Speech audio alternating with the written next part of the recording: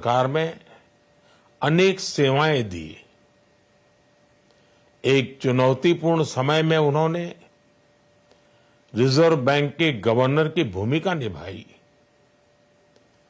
पूर्व प्रधानमंत्री भारत रत्न श्री पीवी नरसिम्हा राव जी की सरकार के वित्त मंत्री रहते हुए उन्होंने वित्तीय संकट से घिरे देश को एक नई अर्थव्यवस्था के मार्ग पर प्रशस्त किया। प्रधानमंत्री के रूप में देश के विकास में और प्रगति में उनके योगदान को हमेशा याद किया जाएगा। जनता के प्रति, देश के विकास के प्रति उनका जो कमिटमेंट था उसे हमेशा बहुत सम्मान से देखा जाएगा।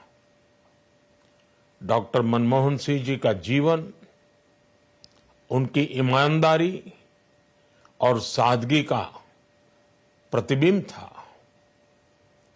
वो विलक्षण सांसद थे। उनकी विनम्रता, सौम्यता और उनकी बौद्धिकता उनके संसदीय जीवन की पहचान बनी। मुझे याद है कि इस साल की शुरुआत में जब राज्यसभा में उनका कार्यकाल समाप्त हुआ, तब मैंने कहा था कि सांसद के रूप में डॉक्टर साहब की निष्ठा सभी के लिए प्रेरणा जैसी है। सत्र के समय अहम मौकों पर वो व्हीलचेयर पर बैठकर आते थे, अपना संसदीय दायित्व निभाते थे। दुनिया के प्रतिष्ठित संस्थानों की शिक्षा लेने और सरकार के अनेक शीर्ष पदों पर रहने के बाद भी वो अपनी सामान्य पृष्ठभूमि के मूल्यों को कभी भी नहीं भूले। दलगत राजनीति से ऊपर उठकर उन्होंने हमेशा हर दल के व्यक्ति से संपर्क रखा, सबके लिए सहज उपलब्ध रहे। जब मैं मुख्यमंत्री था तब डॉक्टर मनमोहन सिंह जी के साथ राष्ट्रीय और अंतर्राष्ट्रीय अनेक विषयों पर उनसे खुले मन से चर्चाएं होती थी। यहां दिल्ली आने के बाद भी मेरी उनसे समय समय पर बात होती थी, मुलाकात होती थी। मुझे उनसे हुई मुलाकातें, देश को लेकर हुई चर्चाएं हमेशा याद रहेगी। अभी जब उनका जन्मदिन था तब भी मैंने उनसे बात की थी। आज इस कठिन घड़ी में मैं उनके परिवार के प्रति अपनी संवेदनाएं व्यक्त करता हूं। मैं डॉक्टर मनमोहन सिंह जी को सभी देशवासियों की तरफ से श्रद्धांजलि अर्पित करता हूं। Prime Minister Narendra Modi over there speaking about Dr. Manmohan Singh, speaking about his contribution to India, speaking about how he was responsible, often came to Parliament in his later years on a wheelchair. He met leaders across party lines. The Prime Minister interacted with, Prime Minister Narendra Modi interacted with Dr. Manmohan Singh in Delhi also when he was Chief Minister of Gujarat.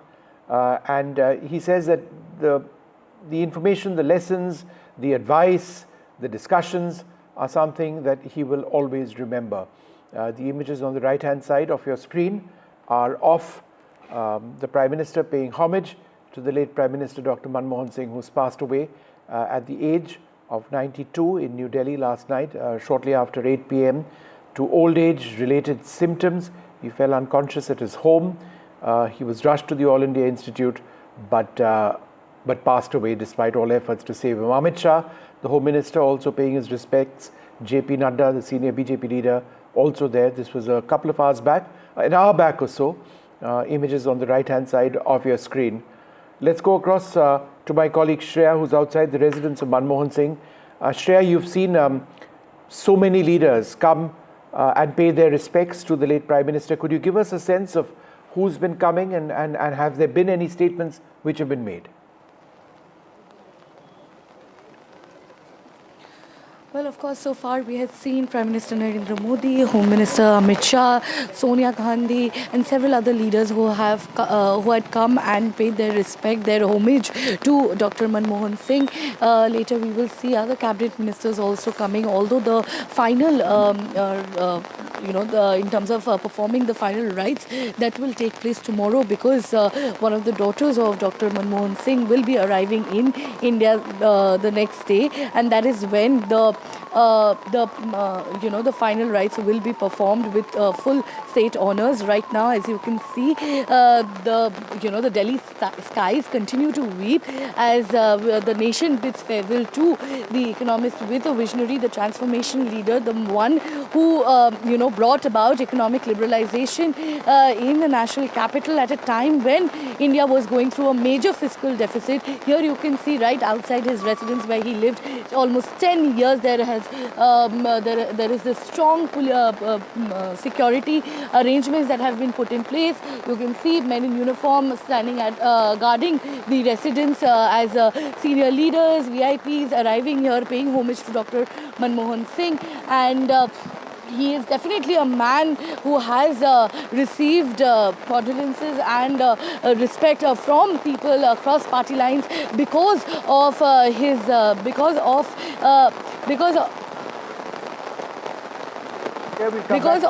kind of in just work a that few he has moments done from now. as We're just going to go finance back minister as and just take a look at images from the past. Let's just talk a little bit about Dr. Manmohan Singh. He never actively campaigned for political office. He was, focused more on the business of governance. Let's get a few more details on him. More focused on governance and political maneuvering. His rise to the post of Prime Minister in 2004 was largely because of Sonia Gandhi's decision not to take the post herself, leading to his selection by the Congress party. He was known for his reserved and academic demeanor rather than the aggressive style of leadership and of public statements made by so many politicians across party lines. He was often seen as being more comfortable in policy discussions than in political rallies or public confrontations. He maintained a distance from the internal politics of the Congress. His focus was more on administration, less on the power struggles within the party, which sometimes led to perceptions of being out of touch with the political gamesmanship which has defined Indian politics, always has. He was mild-mannered, soft-spoken, an economist.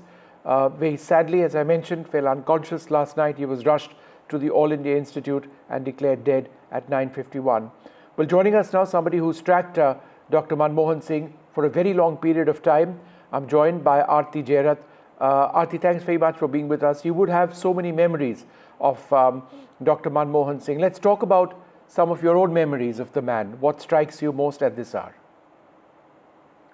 Well, I think a lot has been said already about his contributions to the nation, particularly in terms of opening up the economy and, setting us on the path to where we've reached today, which is, the world's fifth largest economy.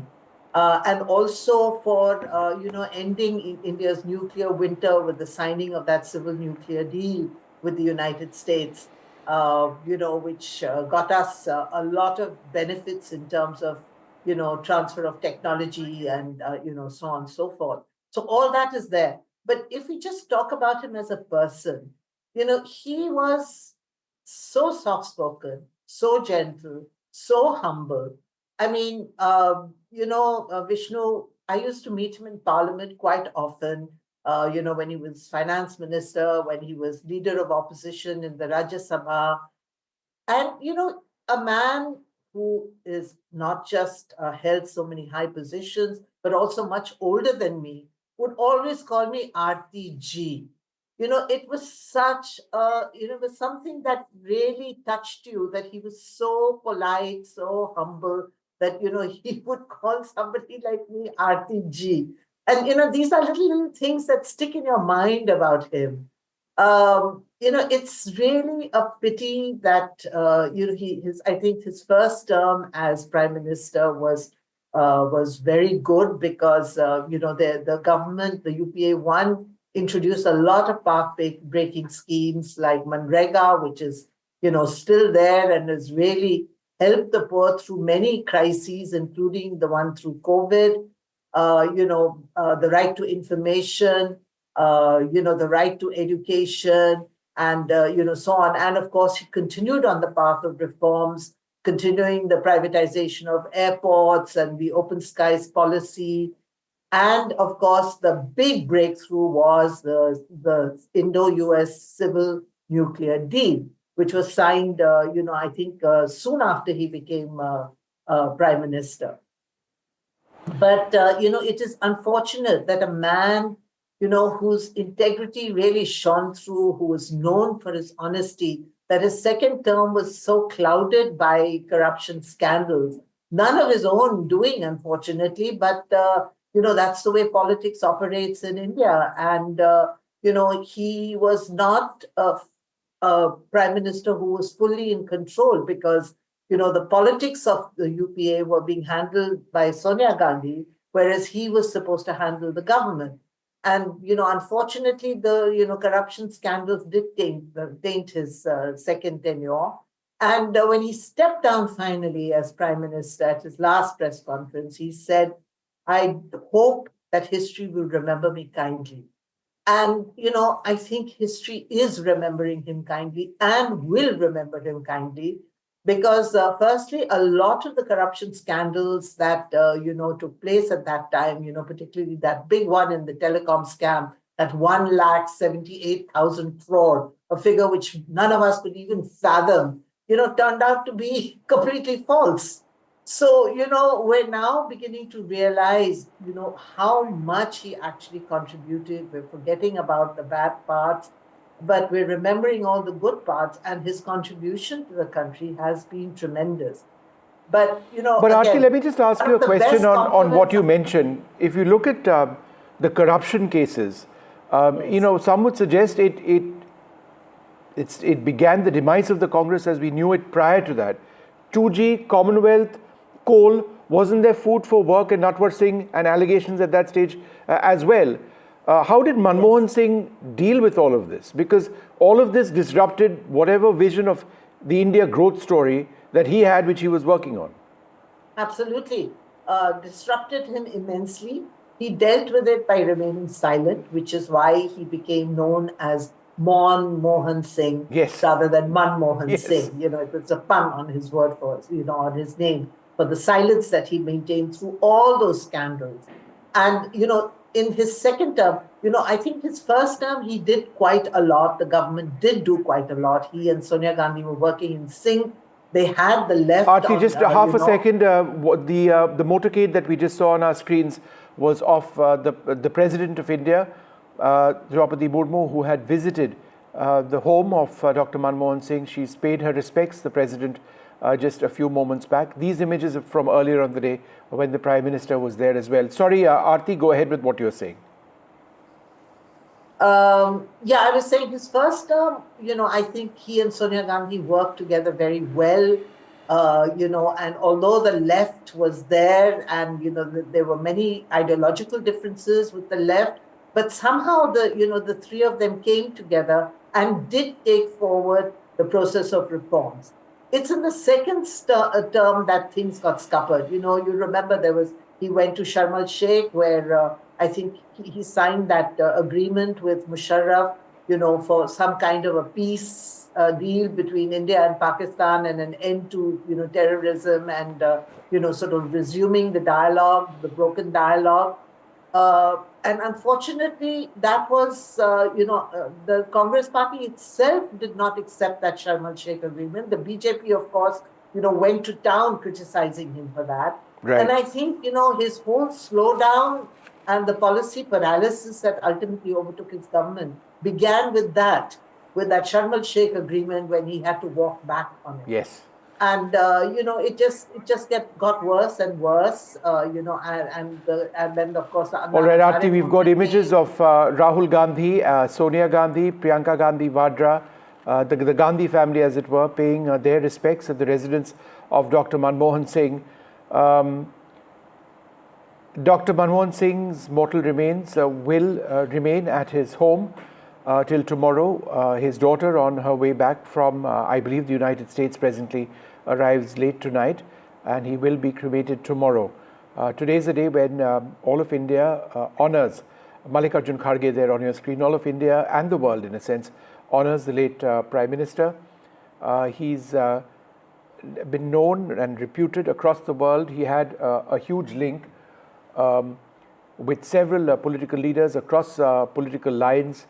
And let's just go back to Aarti to talk us through these critical images of the Gandhis at the residence of, and Mallikarjun Kharge as well, at the residence of Dr. Manmohan Singh. For Rahul Gandhi, who we just see on our screens right now, he was a mentor. Could you tell us a little bit about that association? So that's a very interesting relationship because, Manmohan Singh kept saying that he wanted Rahul Gandhi to join his government, so that he could gain experience in administration and so on. And Rahul consistently refused. And then, of course, came that, that famous or infamous incident where Rahul Gandhi tore an ordinance at an open press conference and said that, he would dump it, an ordinance that the Manmohan Singh government had introduced to give, protection to people, to politicians with corruption charges against them. At that point of time, Manmohan Singh must have been deeply offended and deeply hurt because it was public humiliation. But he didn't say anything. That was, as I said, that was the way he dealt with all these political crises that kept erupting through his tenure. He didn't say anything.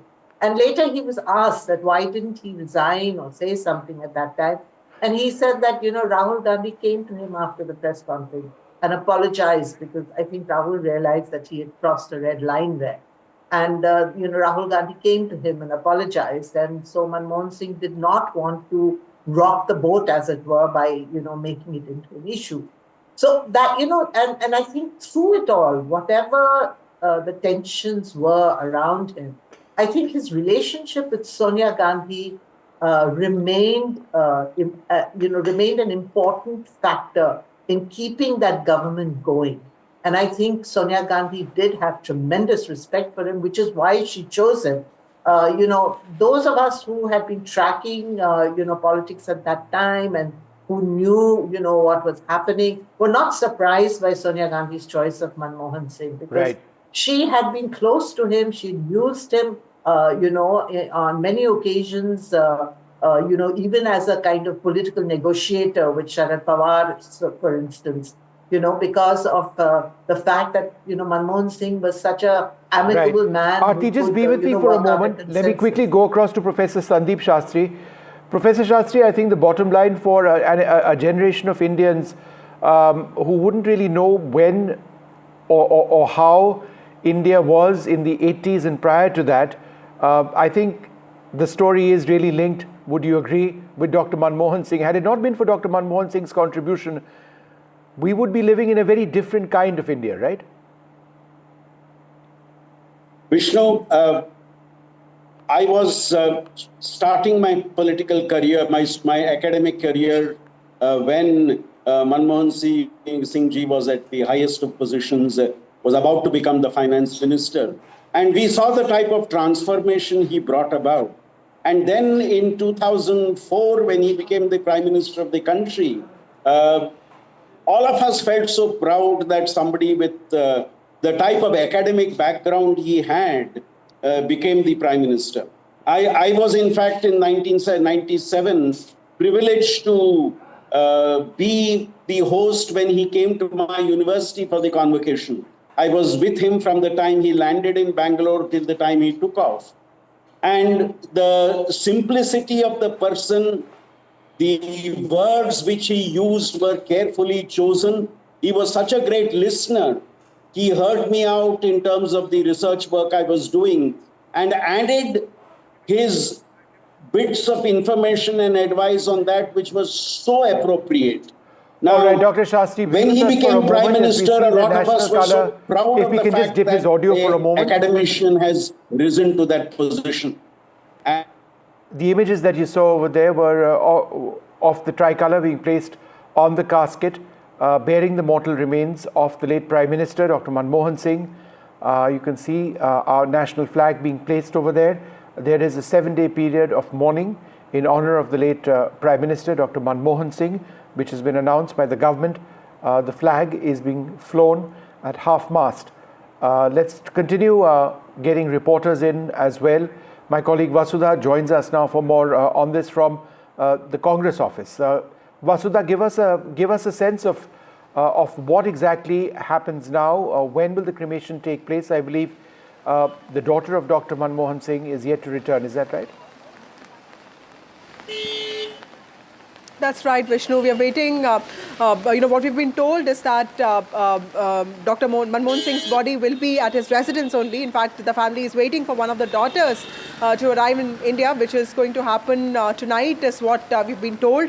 And the last rites will take place tomorrow. I am at the Congress office, and not much of an activity here, but of course, there's a lot of security arrangements that have been put in place. Congress workers have started coming in right now. It's also raining very badly. There's also a lot of cold, which is also why I think, and a lot of leaders I spoke to, some of them who are still in Belagavi, they are waiting for their, planes to take off. The Gandhi family has already sort of like arrived, and we saw that Sonia Gandhi also reached, the residence of Manmohan Singh, and Priyanka Gandhi was amongst the first to reach AIIMS yesterday, and also Devendra Yadav, who's the Delhi Congress president, reached about 2 hours ago, and he's been also tasked with making sure that the arrangements are in place tomorrow. Today, the Prime Minister was supposed to, take part in this nationwide Swamitwa program, where he was supposed to distribute a lot of property cards, but then that has been cancelled in the honor of Dr. Manmohan Singh. Prime Minister has called him, one of the most distinguished leaders of the country. He has in fact praised his humble beginnings, and also the fact that his work touched the lives of several Indians in an inference to the mantra that he always used, that development always has to have a human face to it. So clearly tomorrow is when the Congress party office will get to see, the body and the mortal remains of Dr. Manmohan Singh, and I think the final journey will begin tomorrow. Dr. Sandeep Shastri, go ahead, sir, with what you were saying. I was mentioning that Prime Minister Manmohan Singh's first term was a very glorious time. Many of us who saw that 5 years in office saw how a coalition is to be managed. Let's remember that when the 2009 election happened and the Congress party was releasing its manifesto, somebody asked Sonia Gandhi, who is the prime ministerial face of the Congress? She turned the Congress manifesto to Manmohan Singh's photograph and said, he is the face of the prime ministerial face of the Congress party. And therefore, when the UPA came back to power, people referred to Singh as king. But his second term was a term of contradictions, where the coalition partners and other factors led to certain very negative publicity for the government and certain actions happening which were not in the best interest of the government. Manmohan Singh maintained his silence and did not respond to a lot of issues. And that, I think, in retrospect today, was a part of his style, was a part of his approach, where he believed that he would deal with issues over which he was able to have some control, but issues which he had little control over, he would prefer to maintain a silence on that. It was rightly said that he was like the one who drank the poison in order to save the reputation and the credibility of the government. Aarti, a little while ago, referred to the then vice president of the party tearing the ordinance. And that was, I think, one of the most difficult moments in Dr. Singh's tenure as the prime minister. He preferred again to remain silent, and as Aarti mentioned, later on, the then vice president of the party is believed to have apologized to the prime minister for what happened and realized he had overstepped. I remember at the end of his tenure, when there were 2 days left for him as prime minister, I had written an open letter where I complimented the good work he had done, but had only pleaded that if he... All right, Dr. Shastri, just hold your thoughts for a moment. We've got a cousin of Dr. Manmohan Singh speaking. Let's listen.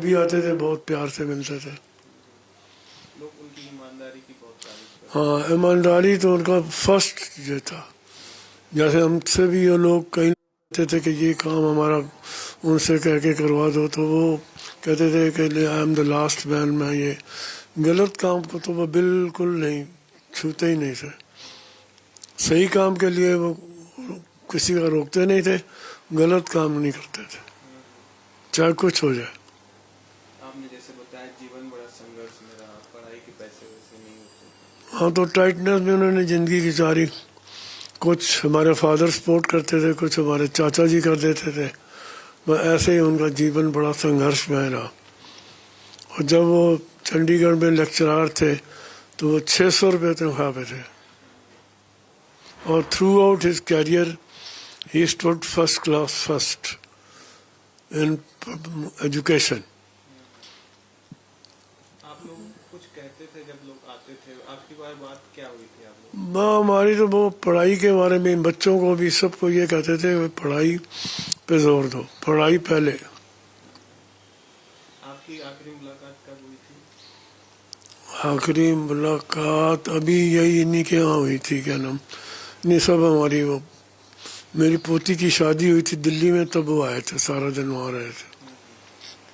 तो क्या क्या क्या बातें हुई थी? भाई शादी उन्होंने फुल अटेंड करी थी, संडे वाला दिन था गुरुद्वारा में, तो सारी शादी उन्होंने अटेंड करी, पूरे 6-7 घंटे वहीं रहे। सुबह की शादी थी संडे की, गुरुद्वारा रकाबगंज में, तो सारी शादी में आशीर्वाद सबको दिया, सबको मिले। अब टाइम तो उनके पास भी कम रहता था ना। आज जिस तरीके से सब पूरा देश याद कर रहा है, आप किस तरीके से याद करते हैं? हम All right, we'll take a short break, return to more memories, more stories, and a look at the life and times of the former Prime Minister, Dr. Manmohan Singh.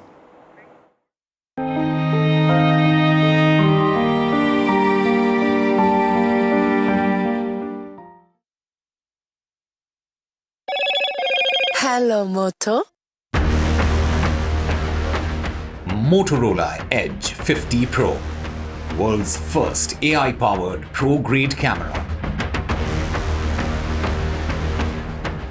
The former Prime Minister Manmohan Singh has died at 92. A 7-day national mourning has been announced for the late Prime Minister, a state funeral for late Prime Minister Dr. Manmohan Singh. Leaders pay their last respects to the late Prime Minister at his Delhi residence. The Prime Minister, the Home Minister, and others visit the former Prime Minister's residence. Leaders across party lines mourn Dr. Manmohan Singh's passing. Dr. Manmohan Singh was a global statesman. World leaders paid tribute to the late Prime Minister. The Indian cricket team's ode to Manmohan Singh. India's test players in Melbourne wear a black armband in mark of their remembrance of the death of the late Prime Minister.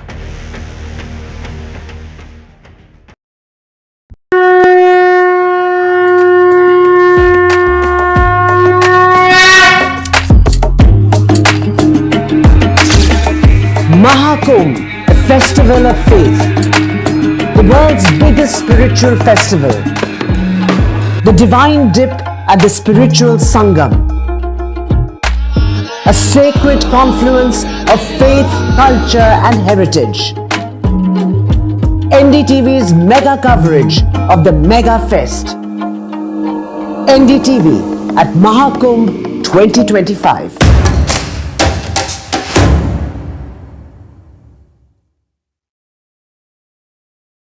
NDTV shines with 38 prestigious wins at the News Television Awards 2024.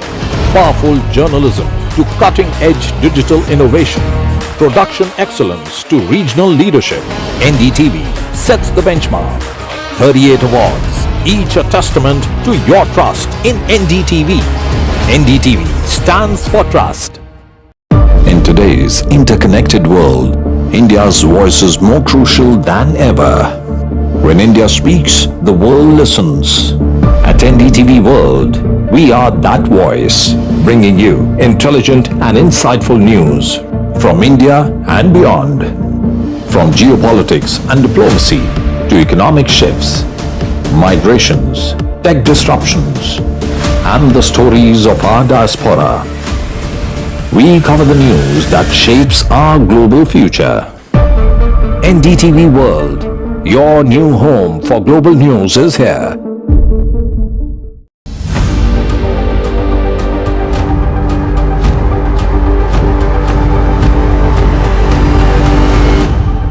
This week on India Ascends.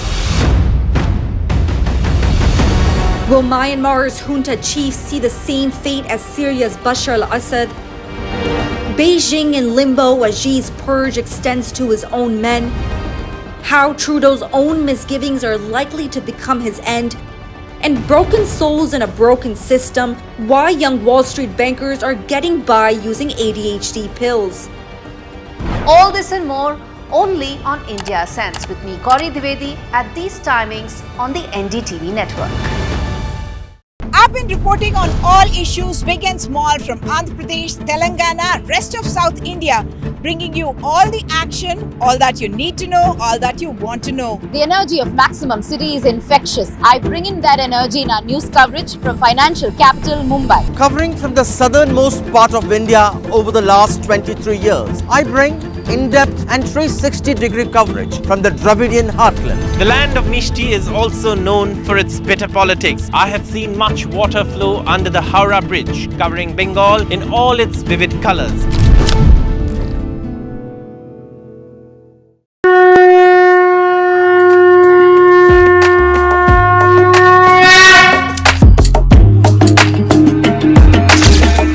Mahakumbh, a festival of faith. The world's biggest spiritual festival.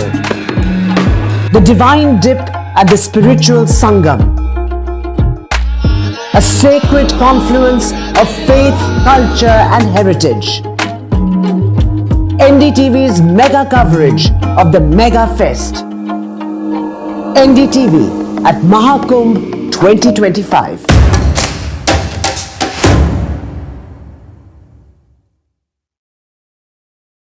A very warm welcome to the first edition of the NDTV Emerging Business Conclave 2024.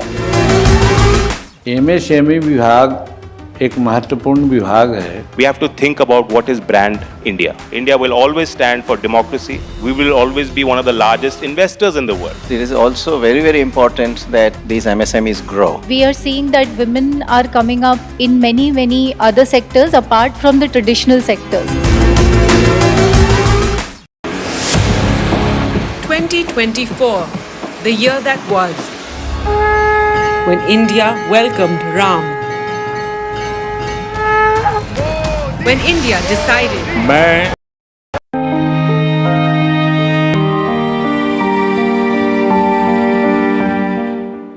The former Prime Minister Dr. Manmohan Singh passed away last night at the age of 92. He was admitted at the Emergency Department of the All India Institute of Medical Sciences. He died of old age-related complications. Several leaders from across political lines, starting from the Prime Minister, the Home Minister, the President of India as well, they've all paid respects at his residence. The flag has been placed on the casket bearing his mortal remains. He will be cremated tomorrow. One of his daughters yet to return to India. Manmohan Singh served as the finance minister in P.V. Narasimha Rao's government between 91 and 96, which was seen as an era of India's economic liberalization or transformation. As Prime Minister, he led the signing of the US-India Civil Nuclear Agreement, ending India's nuclear isolation. He introduced the Right to Information Act, promoting transparency in governance. His administration also enacted Manrega, aiming to provide employment to lakhs of households in the country. Let's go across to Shreya Ghosh, who joins us from outside the residence of Dr. Manmohan Singh. Shreya, throughout the morning, we've seen so many leaders come in and go. Before the cremation takes place, the family is waiting for the arrival of Dr. Manmohan Singh's daughter. Is that right? Absolutely, Vishnu. We have seen that the Gandhi family has arrived and has paid their homage. We also saw Home Minister Amit Shah, PM Narendra Modi arriving and paying their respects to Dr. Manmohan Singh, who has, of course, left an incredible economic and political legacy behind. In his 10-year-long prime ministership tenure, we know the highlight has been how he sort of handled the entire India-US nuclear deal and also the way he brought about the entire economic liberalization in India when India was going through a major fiscal deficit. These are the two things that really defines his political career in some way. Although at the end of his career he faced major criticisms, although he always highlighted the democratic spirit. You know, he's one of the last prime ministers who actually held a press conference, fielded almost 60 questions in his last ever press conference, and that goes on to show that he always was open to feedback, open to criticism, and he of course he was heavily criticized. He was almost called the silent prime minister, the puppet prime minister, but we cannot overlook the fact that he has been a magnanimous politician. He has paved his own path, coming from a small village in undivided Punjab. You know, he went to Punjab University. From there he went to Cambridge. He is one of the most qualified head of government in the world, in fact, and for these very reasons, of course, we see political leaders across party lines coming and showing their respect, paying their homage here at his residence in Lutyens, Delhi. We can see it continues to rain, but people are coming here and they are spending time with former Prime Minister's wife and two children, two daughters, and of course another daughter is supposed to arrive tomorrow or today late night, and that is why the cremation has been postponed to tomorrow. And of course we also know the national mourning period has been declared by the government for the next 7 days. Nationwide, people have cancelled, the government have cancelled all sorts of programs because they have declared the national mourning period, and of course the entire nation is mourning the loss, profound loss of the architect of modern India, Dr. Manmohan Singh. Well, let's just go across to NDTV Sunil Prabhu, who joins us also in just a few moments from now. In case you've just tuned in, the country is mourning the passing of Dr. Manmohan Singh at 92. He was India's Prime Minister from 2004 to 2014. He led India's economic liberalization, most notably as Finance Minister in 1991. That was the time when India was in a payment crisis. We had foreign exchange worth approximately 2 weeks of imports. He turned around the economy completely, opened up the door, unshackled the process of liberalization, allowed the privatization of government ventures, deregulated different sectors. He led the signing subsequently of the US-India Civil Nuclear Agreement, ending India's nuclear isolation. There were several other important policies which were passed. The Right to Information Act was one of them, but it was also a difficult period. He was a reluctant Prime Minister. There were serious allegations of corruption, the 2G, the Commonwealth case, the coal scam. These were all issues which impacted him or certainly the Congress party in a very big way. These were some of the factors which enabled his political opponents, the BJP, to gain the momentum that they needed to come to power. But today there's great respect for Manmohan Singh from his political rivals, from the Prime Minister, from the Home Minister, and several others, because of the impact which Manmohan Singh as a man made and the impression that he made on so many others. Profound respect for his economic vision. That's something which successive governments in India have carried forward. The fact that we are now the fastest growing economy among countries of our size is something which has taken place largely because of that process of economic opening up, which he started out in the early to mid 90s and then carried on when he was Prime Minister.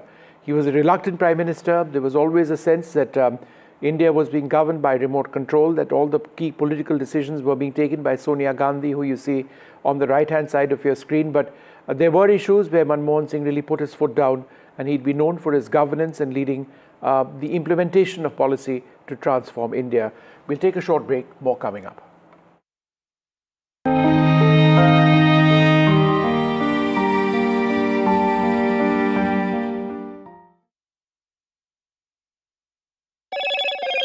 Hello, Moto.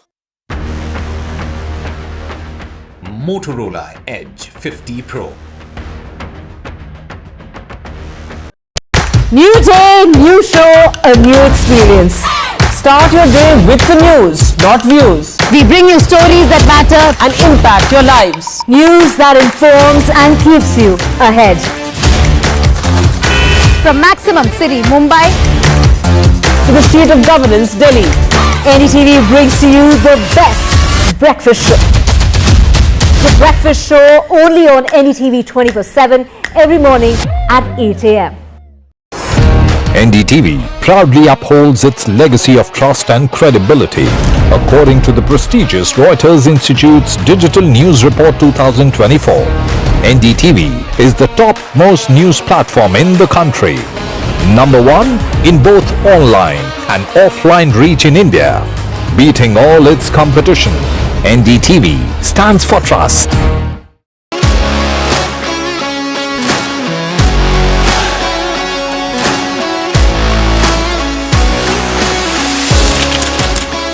We are able to maintain the democratic fabric and the democratic system. I want to do something that can make a difference. लगातार जनता की आवाज को सरकार तक पहुंचाने का काम मैं करता हूं. I was a student up until very recently. I really want to work and do something for my people because they have given me this opportunity. They have elected me. सोचा नहीं था कि राज्यसभा सांसद बनूंगी.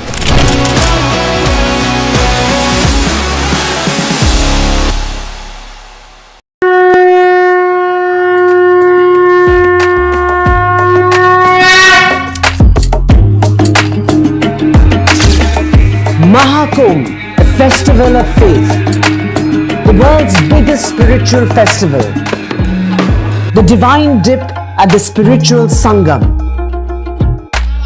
a sacred confluence of faith, culture and heritage. NDTV's mega coverage of the Mega Fest. NDTV at Mahakumbh 2025.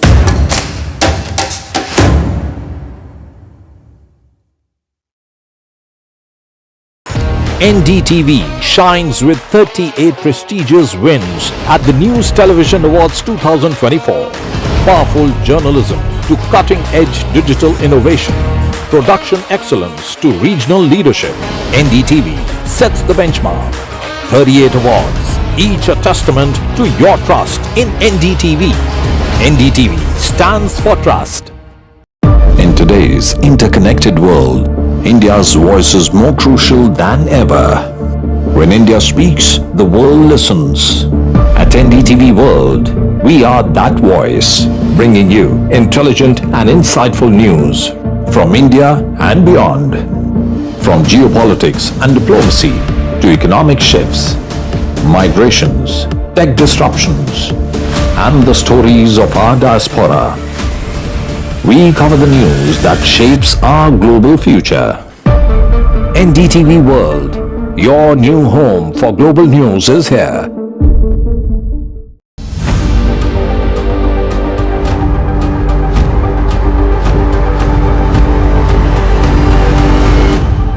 This week on India.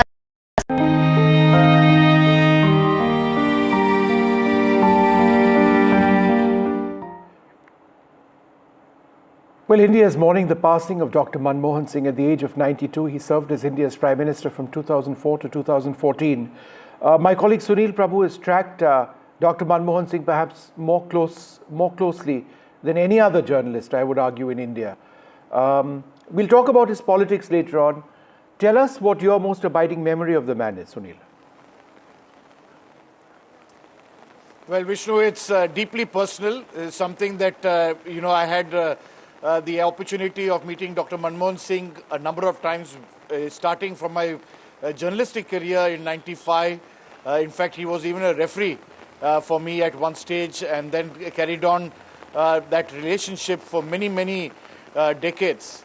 And if you recall, even the last interviews would be to us outside. As soon as the budget speech would speak, he would be one of the first to speak to us and to NDTV.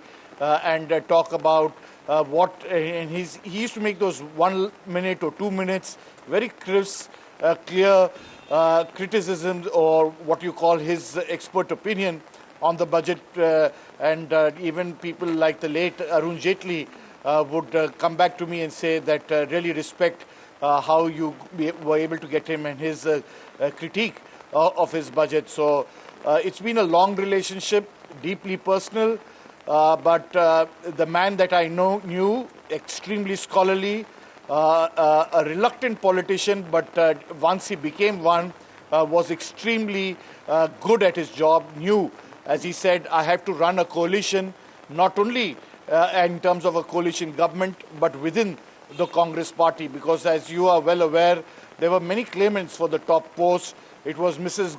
Gandhi's personal choice to have Dr. Manmohan Singh as the Prime Minister. There were many other claimants at that time, not only Pranab Mukherjee, Arjun Singh, and that list carries on. The rest, as Dr. Manmohan Singh wanted it to be, secrets under his, to go with him, definitely, and I used to promptly ask him a number of times to write, and including his former national security advisors and principal private secretaries and private secretaries would urge him, but he said these are things which are deeply personal, and I don't want, India to, these should go down with me. Sure. So he was extremely clear that there was a certain relationship that he had, but extremely a good, self-effacing, and not only being soft-spoken, but a human being of a different kind. And if you speak to any of his close aides, they would always say, Vishnu, he would ask, how would you go home? And he would be always worried about them, not about him. And that scholar that in him, he would always love to read. If you give him a book or a paper, he would just get engrossed reading those papers way into the early hours of the morning. You know, Sunil, I was on the very last flight that he flew as Prime Minister. After that, journalists were thrown off the Prime Minister's plane. And this was to Myanmar. And so that would have been the very last time that he held a press conference on board Air India One. Then, of course, it's now Indian Air Force One. And he took questions very politely, sometimes looking up with concern at some of the questions coming his way, saying, where did that come from? But polite to the T and very deliberate in his answers, not worried about being asked anything. I think that was one of his key attributes. There was a lot of criticism that went his way, his government's way, whether it is 2G, the coal scam, food for work, what have you. But he was always willing to take questions, right? I think that was his hallmark. That's the greatness of him. I mean, he held press conferences umpteen amount of times, open press conferences where he would be, national press conference where he would take. And when you talk about Air India One, I also happened to be there when, he... शब्द आज सार्थक सिद्ध हो रहे हैं। मेरी भावपूर्ण श्रद्धांजलि मैं आज उनको देने के लिए आया था। मेरे व्यक्तिगत बहुत ऐसे क्षण हैं जो उनके साथ में मेरे लिए तमाम जिंदगी के लिए वो एक धरोहर के रूप में रहेंगे। जब तक मेरे रहूंगा तब तक मैं उनको संजो के रखूंगा और ऐसे महान व्यक्ति के सामने हमेशा अपना और ये देश का हर नागरिक बहुत प्यार से, श्रद्धा से sir झुकाएगा। All right, Raj Babbar speaking over there. Sunil, we just went across to Raj Babbar for a moment. You were talking about Air India One. Go ahead with that story. Well, that's the press conference when he was returning from after the G20 St. Petersburg, where he virtually announced his retirement. Officially, of course, he had said it on the 3rd of Jan, but in September, the first week of September, he had made it clear that he was giving way to Rahul Gandhi, and very, very tough questions in those days. That was Dr. Manmohan Singh for you. He never shied away. Would always take the most difficult questions. I think during the crisis, when in 2010, he would stop by. I was probably one of the few privileged journalists who would he would stop by with a smile, answer those questions in Parliament, much to the detriment of my fellow colleagues and people who would now, of course, it's a different reality covering the Prime Minister's office, but that was a golden period in journalism, if I may be permitted to say so.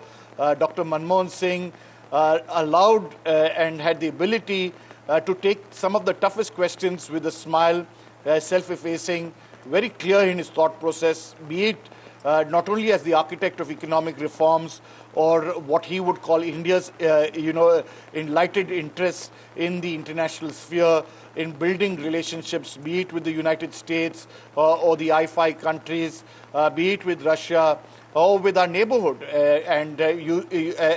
Something that he would always say he would have wanted very closely to have a good relationship with the neighborhood, and that's something that he was able to do in the fact that immediately after Prime Minister Modi was elected to power, we had most of those SAARC nations coming for the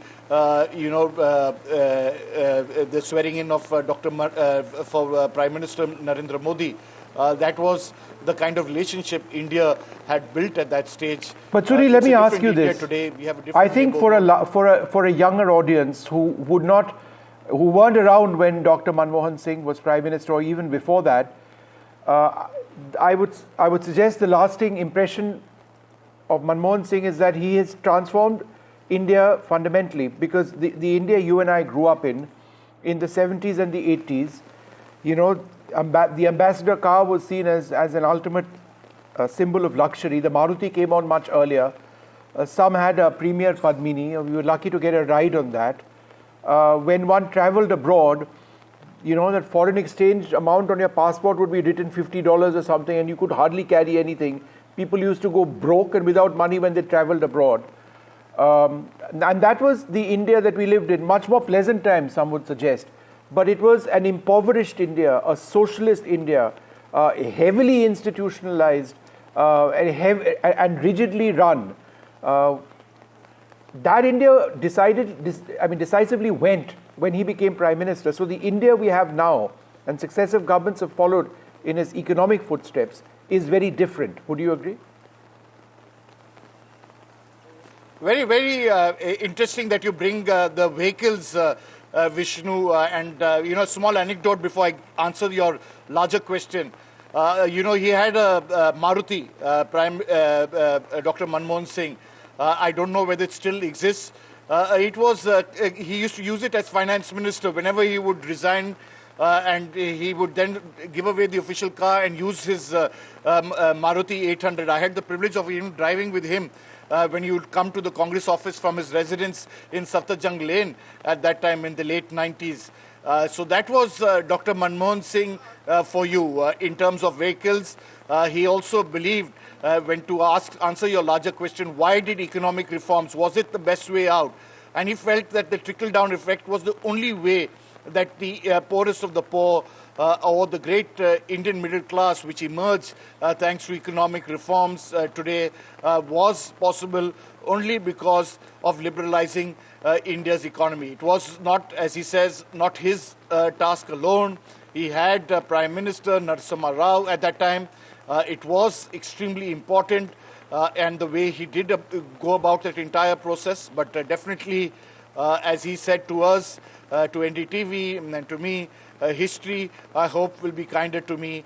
I think today, as the rain gods continue to rain and welcome him, I think history has been kinder to him. No, absolutely, Sunil.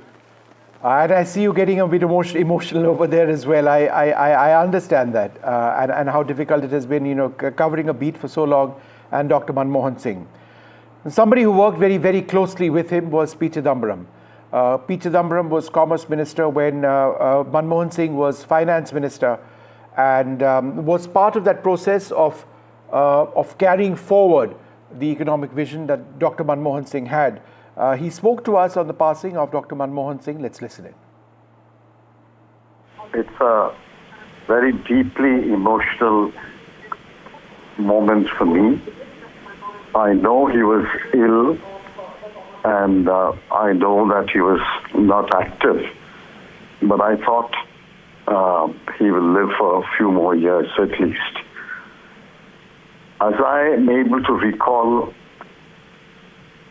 the life and work of Dr. Manmohan Singh and the period from 1991 till 2014 will be a golden chapter in the history of India. I worked closely with him for many years. I have not met a person more humble and self-effacing than Dr. Singh. He wore his scholarship lightly and never claimed the credit for any of his historic achievements. In fact, the story of India turned after Dr. Manmohan Singh became finance minister. And the present middle class of India was virtually the creation of his policies as finance minister and prime minister. I can recount countless incidents.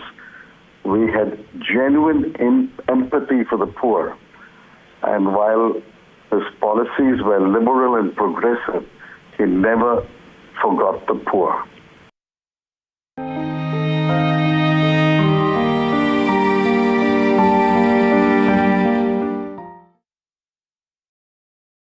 I've been reporting on all issues, big and small, from Andhra Pradesh, Telangana, rest of South India, bringing you all the action, all that you need to know, all that you want to know. The energy of Maximum City is infectious. I bring in that energy in our news coverage from financial capital Mumbai. Covering from the southernmost part of India over the last 23 years, I bring in-depth and 360-degree coverage from the Dravidian heartland. The land of Mishti is also known for its bitter politics. I have seen much water flow under the Howrah Bridge, covering Bengal in all its vivid colors.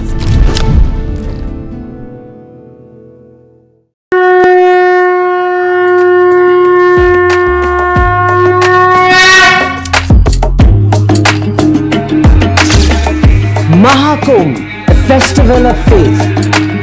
The world's biggest spiritual festival. The divine dip at the spiritual Sangam. A sacred confluence of faith, culture and heritage. NDTV's mega coverage of the Mega Fest. NDTV at Mahakumbh 2025.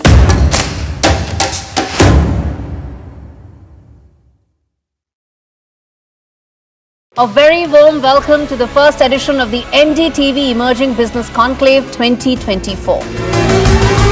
MSME विभाग एक महत्वपूर्ण विभाग है. We have to think about what is brand India. India will always stand for democracy. We will always be one of the largest investors in the world. It is also very, very important that these MSMEs grow. We are seeing that women are coming up in many other sectors apart from the traditional sectors.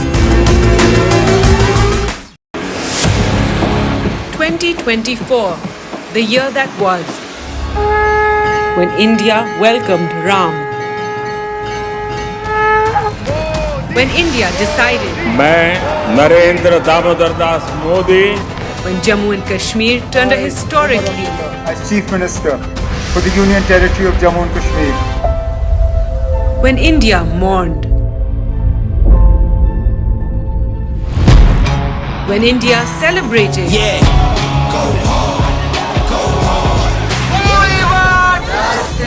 when India protested, when India felt proud, when India scaled new heights, NDTV brought it all to you, your trusted news destination, yesterday, today and tomorrow. New day, new show, a new experience. Start your day with the news, not views. We bring you stories that matter and impact your lives. News that informs and keeps you ahead. From Maximum City, Mumbai, to the seat of governance, Delhi, NDTV brings to you the best breakfast show. The breakfast show only on NDTV 24/7 every morning at 8 a.m. NDTV proudly upholds its legacy of trust and credibility. According to the prestigious Reuters Institute's Digital News Report 2024, NDTV is the top-most news platform in the country. Number 1 in both online and offline reach in India. Beating all its competition, NDTV stands for trust.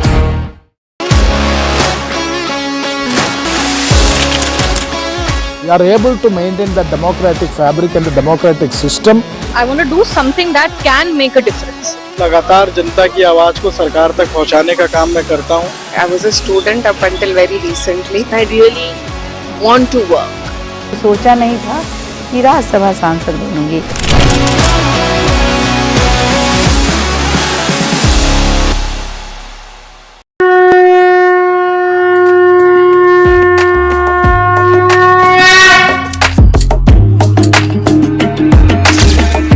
Mahakumbh, a festival of faith. The world's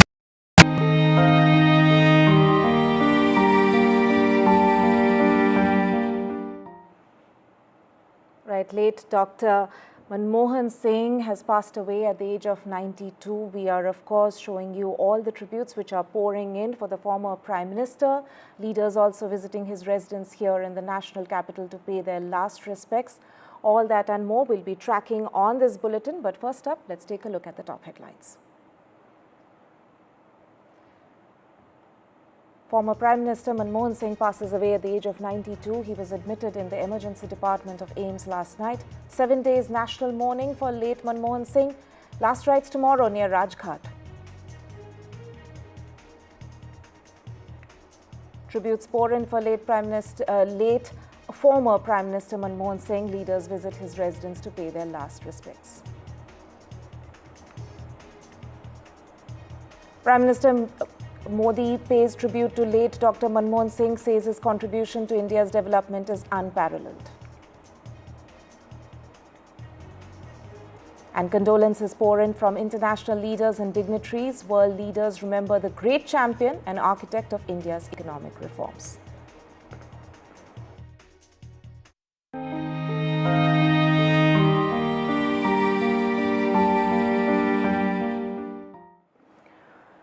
Former Prime Minister Dr. Manmohan Singh has passed away at the age of 92. He was admitted at the emergency department of AIIMS last night. He served as India's Prime Minister from 2004 to 2014, a period marked by significant economic and social reforms. Manmohan Singh served as the Finance Minister in P.V. Narasimha Rao's government between 1991 to 1996, which is seen largely as an era of India's economic liberalization.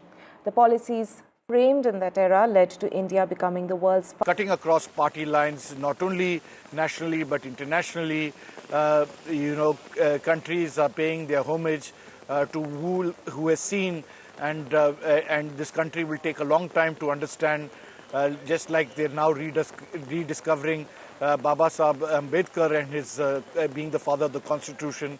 Dr. Manmohan Singh in the years to come will be seen as the father of not only economic reforms, but of India's enlightened national interest in terms of strategic development in the world that we live in. Right. Right. Sunil, as you were mentioning over there, that Manmohan Singh in a press conference, and he actually spoke to you about that. He answered your question rather about that, the fact that history will remember him more kindly than the media. The questions that the media were, in a way, throwing at him at that point in time, especially as we were saying that while he has, of course, his larger legacies, of course, the economic reforms and the kind of initiatives that he had, in fact, introduced in his first tenure as the Prime Minister. The second tenure, there was, of course, a lot of challenges that the Congress government faced in terms of the corruption cases that were filed at that point in time. But we have, in fact, seen that he was, in a way, epitomizing grace under pressure even at that point in time. And as we were talking about the fact that he had, in fact, said that in retrospect, he will be remembered more kindly, even for that particular period. Well, I don't know whether I was the one or what. It's a memory it's a long term. But whatever be as what you say about whatever happened during that period, I think nobody ever personally could lift a finger against Dr. Manmohan Singh about his personal credibility, about how he was incorruptible. He's been, I think, India's finance minister even before you were probably born. I'm sorry to interrupt you there, Sunil. We'll cut across now to Farooq Abdullah, who's speaking at the moment. मैं अपनी तरफ से, अपनी जमात की तरफ से, अपने ख़ानदान की तरफ से उन्हें श्रद्धांजलि पेश करता हूं और उम्मीद करता हूं कि जो काम छोड़ गए हैं बाकी वो हम लोग और दूसरे उसको पूरा कर सकेंगे और इस मुल्क को आगे ले सकें और भाईचारा रखें देशों के साथ। डॉक्टर साहब, चूंकि जैसे आपने खुद कहा एक इकोनॉमिस्ट थे, क्योंकि ऑक्सफोर्ड यूनिवर्सिटी उनकी फिलॉसफी भी थी और कैम्ब्रिज यूनिवर्सिटी उन्हें जो इकोनॉमी में एक अलग ही एक्सपीरियंस दी थी, जिसकी वजह से हमारे मुल्क की सालमियत एक अलग लेवल पर आ गई थी। एक ऐसा भी Right, that was of course Farooq Abdullah of the National Conference, but let me also I believe we are being joined by Selja Kumari of the Congress. Ma'am, thank you so much for speaking to us here on NDTV. Ma'am, your last meeting with Dr. Manmohan Singh, if you could just share us a little bit about that. Well, I went to see him in his house. Of course, we worked together for a long time during Narasimha Rao ji's Prime Ministership when Dr. Manmohan Singh was Finance Minister. And then, of course, when he was Prime Minister and I was a minister in his council. So we worked together for a long time, and I was always struck by his humility and the way he was always willing to help you out in any situation. I remember when I saw him, it was not very well in his house, and discussing everything about the party, about the country. And he seemed very concerned the direction which the country was taking. But he was always very humble, very decent, very, very decent. Never used a word out of place. What kind of, we've of course seen the kind of overarching legacy that Dr. Manmohan Singh has left behind. But in terms of Congress, in terms of the party and the younger leaders of the party like you, what kind of an influence do you think he's had on you and your colleagues? Let me tell you, once I remember when he was the finance minister, at that time, there was some work in the finance ministry. And then I asked him and he said, yes, I'll help you out. And, then, to be honest, I forgot about it. He met me after, I think, 2 or 3 weeks in the lobby and he said, yeah, what about that work that you were referring to? So, I was greatly humbled. I was greatly humbled by his demeanor and his, of course, everyone talks of his intelligence, his humility, and they were all so true, so true. Even when you were stuck in something, some policy or something regarding your ministry, he would always be the guiding light. Mm-hmm. Right. Ma'am, of course, even in the recent times, due to his failing health, he was not so active in public politics, but he was always there as a guiding light in Congress. If you could just share us a few memories of, in the recent years, the kind of interactions that you've had or people in the Congress have had with late Dr. Manmohan Singh, especially to understand, the kind of legacy that he has had during his tenure as the Prime Minister of the country. Yes, because we were in the opposition after 2014 and he used to come to Parliament, to Rajya Sabha quite often. I was also in Rajya Sabha at that time. And, again, he would stand up and wherever needed, never a word out of place, but very sharp intellect. And he would place the government on the mat, but in a very, very decent way. And whenever we interacted, he used to be very concerned the direction the country was taking. But he was always very, I would also say that he would not just criticize for the sake of criticizing. He was always there, even which I think the government perhaps did not heed to that. He was always there to also support, extend cooperation in the interest of the country. Right. Ma'am, this criticism has always come from the opposition at that time, of course, that he was always seen as a foil to Sonia Gandhi. The fact that the real authority actually lay with Mrs. Gandhi than with him when he was the Prime Minister. But as an insider, what would you say to those critics today? No, the media at that time, if you remember, was very, very unkind. And they did try to run him down, but being witness to so many things during the government at that time, Mrs. Gandhi extended all possible courtesies to him. And he, because of his own personality, was very respectful of her. And I think it worked extremely well. You'll never see this kind of an example in history otherwise, that the way both of them worked together, Madam in her sagacity with her, whatever she could give support, whether it was in government or in the party, Madam gave all support to him. And he was very respectful.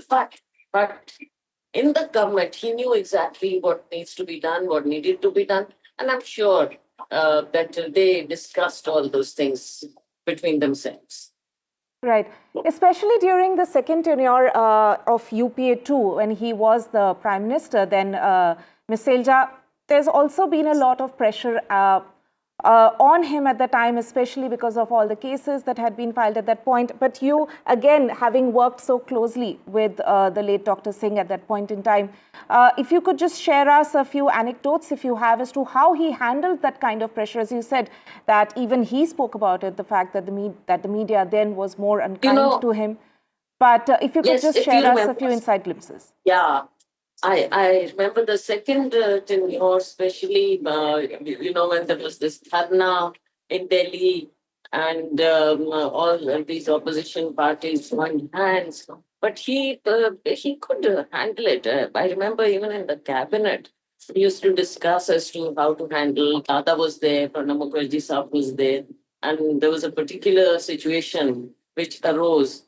But I think what I used to see was that he was willing to take advice from everybody, whether it was Sharad Pawarji, whether it was Dada, whether it was, even we were not as senior as those leaders, but whenever we had any suggestion to offer, he would listen very, very carefully. And in the cabinet, it was not that everybody else kept quiet.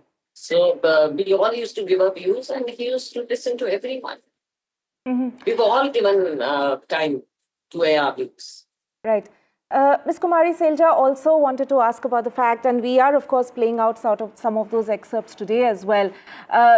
He was, of course, largely known as, and a lot of people have written about it, that he was known as a silent Prime Minister, was not somebody who used to give a lot of speeches, but the kind of speeches that we have seen coming in from him in the Parliament, also that very important, very memorable, in a way, interactive speech that we saw with Sushma Swaraj back in the day in the Parliament. Also, if you could just share your memories of the late Dr. Manmohan Singh as the Prime Minister and his speeches in the Parliament. They came. Yeah, sorry. They came from a generation, where Sher-o-Shairi was quite, everyone used shares and couplets and to express their views. And he was very good at it. He was very good at it. I remember my father's generation. They were very good with all the Sher-o-Shairi poetry, and they would express their views. And that was another side of him. Of course, most people saw him as someone very serious, but during our interactions, he would laugh. He would laugh also at times, and people would be very surprised. But, he had both kind of backgrounds. He came from a humble background, like most of our parents, rose up because he worked hard, and because of his intelligence, diligence, he reached where he did. He was also a bureaucrat, a technocrat, but there was also this, he had this political vein in him, which would make him understand the political nuances of what was happening all around, and he could deal with it very well. The party worked very well together with Mrs. Gandhi's guidance and his expertise. Right, Selja Kumari there of the Congress, sharing her thoughts and her interactions with late Dr. Manmohan Singh. Thank you so much for joining us on the broadcast. I'm also now joined by two guests, Aditi Fadnis, senior journalist, and Sandeep Shastri, director of academics in NIT Education. Thank you so much to both of you for joining us on the show. Even today, if you see, that was, of course, Selja Kumari of the Congress, but people from across party lines, Aditi Fadnis, we can see are, when they remember Dr. Manmohan Singh, they of course see him as a gentleman politician, somebody who was not very communicative, so to speak, and maybe in today's standards, but then nonetheless was seen as a very effective statesman, somebody who even the world leaders, the kind of tributes that we are seeing coming in from international leaders and dignitaries, also in a way clearly shows how he was remembered because of the kind of legacy and the contribution that he has made for India's growth over the years, and which is something that politicians across the party lines recognize even today. Absolutely, I think we have to just cut his as in politics, just divide his career into three phases. One during his phase as finance minister, the second as in the first phase of the UPA government, and the second in the third phase of the second phase of the UPA government. So if you look at his role as finance minister, of course, I mean, India was going through extremely challenging times, and I shudder to think what would have happened if someone other than he had been the finance minister. He, could call any international leader. He had such high credentials that I remember President Obama saying that the only person for whom global leaders at a G8 meeting stood up to applaud, it was Manmohan Singh. So he was he could, frankly, the kind of tributes that are pouring in from international leaders who were finance ministers at the same time as him, Anwar Ibrahim, for instance, who was a Malaysian finance minister at that time. The kind of tribute and the tone of the tribute, it's something that I'm sure all leaders really aspire for. Dr. Manmohan Singh was an extraordinary individual, an extraordinary human being, both for the qualities of heart and head. And there are very few like him today in India. Dr. Sandeep Shastri, if I can bring you in as well, when we talk about Manmohan Singh's legacy, we of course see him primarily as being the economist prime minister, the kind of long-lasting impact, something that the current government is also building on, even as we speak today, in terms of the foreign policies as well as, of course, the economic policies as well. But according to you, what do you think has been the biggest impact that Manmohan Singh had as a prime minister? I think the most significant contribution which Dr. Manmohan Singh made was the way he brought turnarounds during critical moments. I see three phases in his career. One, before he became finance minister, when he headed organizations like the UGC or the Reserve Bank and did a splendid job there. And then as finance minister and finally as prime minister. In each of these three phases of his public life, you see immense contribution in terms of a turnaround that he created.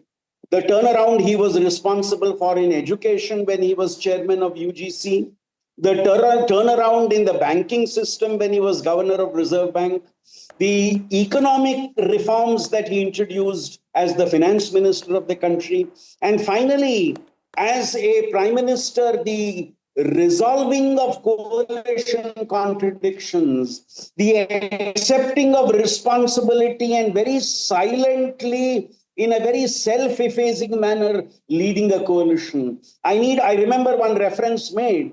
He was like the one who drank the poison in order to save the image of a government and a party he was leading. Now, that was the type of person that Dr. Manmohan Singh was, an intellectual giant and somebody who involved himself in politics not like a typical. Doctor Manmohan Singh ji का जीवन, उनकी ईमानदारी और सादगी का प्रतिबिंब था। वो विलक्षण सांसद थे। उनकी विनम्रता, सौम्यता और उनकी बौद्धिकता उनके संसदीय जीवन की पहचान बनी। मुझे याद है, सत्र के समय अहम मौकों पर वो व्हीलचेयर पर बैठकर आते थे, अपना संसदीय दायित्व निभाते थे। दुनिया के प्रतिष्ठित संस्थानों की शिक्षा लेने और सरकार के अनेक शीर्ष पदों पर रहने के बाद भी वो अपनी सामान्य पृष्ठभूमि के मूल्यों को कभी भी नहीं भूले। उन्होंने हमेशा हर दल के व्यक्ति से संपर्क रखा, सबके लिए सहज उपलब्ध रहे। जब मैं मुख्यमंत्री था, तब डॉक्टर मनमोहन सिंह जी के साथ राष्ट्रीय और अंतर्राष्ट्रीय अनेक विषयों पर उनसे खुले मन से चर्चाएं होती थी। यहां दिल्ली आने के बाद भी मेरी उनसे समय समय पर बात होती थी, मुलाकात होती थी। मुझे उनसे हुई मुलाकातें, देश को लेकर हुई चर्चाएं हमेशा याद रहेगी। अभी जब उनका जन्मदिन था, तब भी मैंने उनसे बात की थी।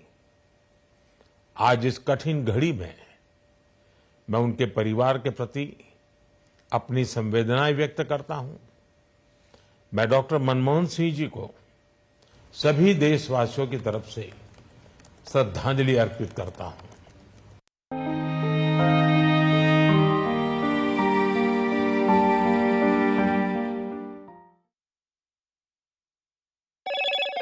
Hello, Moto. Motorola Edge 50 Pro, world's first NDTV shines with 38 prestigious wins at the News Television Awards 2024. Powerful journalism to cutting-edge digital innovation, production excellence to regional leadership, NDTV sets the benchmark. 38 awards, each a testament to your trust in NDTV. NDTV stands for trust. In today's interconnected world, India's voice is more crucial than ever. When India speaks, the world listens.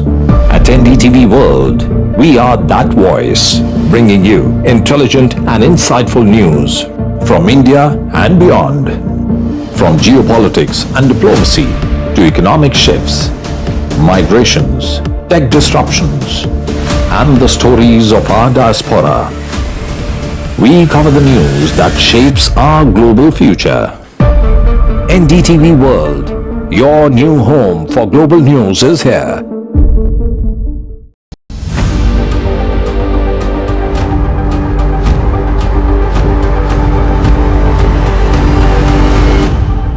This week on India Ascends. Will Myanmar's junta chiefs see the same fate as Syria's Bashar al-Assad?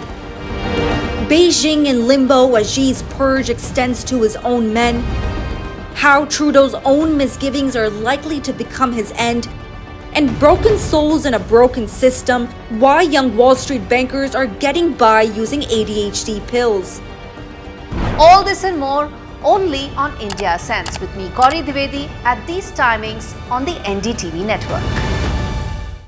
have been reporting on all issues big and small from Andhra Pradesh, Telangana, rest of South India, bringing you all the action, all that you need to know, all that you want to know. The energy of Maximum City is infectious. I bring in that energy in our news coverage from financial capital Mumbai. Covering from the southernmost part of India over the last 23 years, I bring in-depth and 360-degree coverage from the Dravidian heartland. The land of Mishti is also known for its bitter politics. I have seen much water flow under the Howrah Bridge, covering Bengal in all its vivid colors.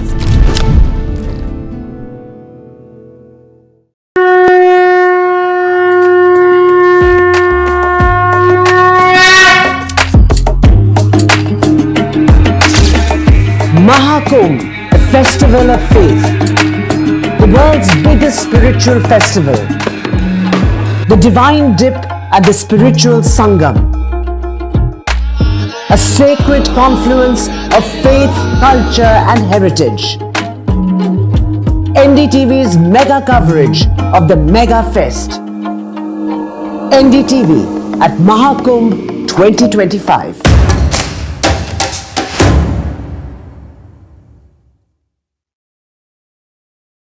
A very warm welcome to the first edition of the NDTV Emerging Business Conclave 2024.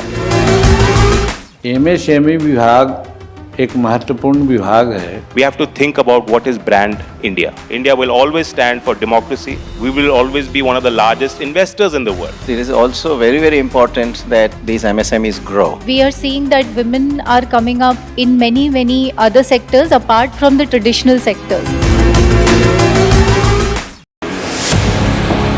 2024, the year that was, when India welcomed Ram. When India decided, मैं Narendra Damodar Das Modi, when Jammu and Kashmir turned a historic leaf. As Chief Minister for the Union Territory of Jammu and Kashmir. When India mourned. When India celebrated.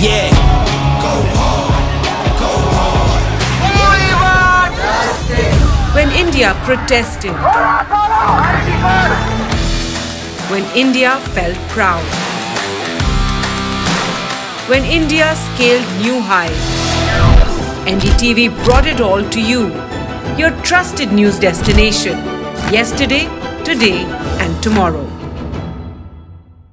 New day, new show, a new experience. Start your day with the news, not views. We bring you stories that matter and impact your lives. News that informs and keeps you ahead. From Maximum City, Mumbai, to the seat of governance, Delhi, NDTV brings to you the best breakfast show. The breakfast show only on NDTV 24/7 every morning at 8 a.m. NDTV proudly upholds its legacy of trust and credibility. According to the prestigious Reuters Institute's Digital News Report 2024, NDTV is the top-most news platform in the country. Number one in both online and offline reach in India. Beating all its competition, NDTV stands for trust.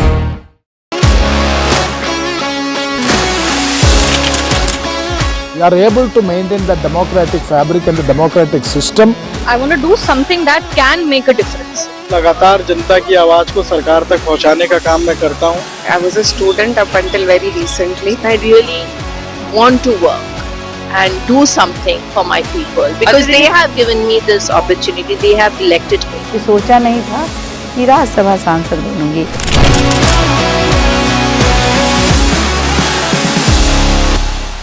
NDTV at Mahakumbh 2025.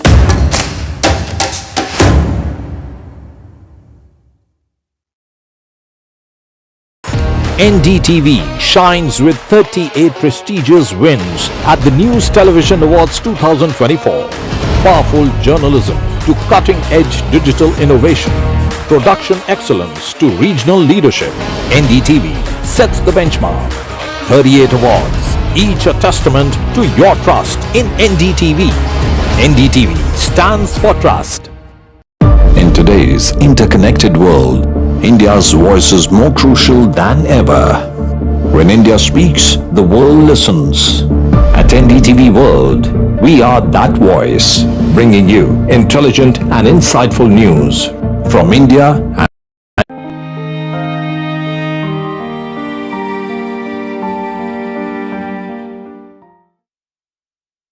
Welcome back. If you're just joining us, we are of course reporting on former Prime Minister late Dr. Manmohan Singh's death.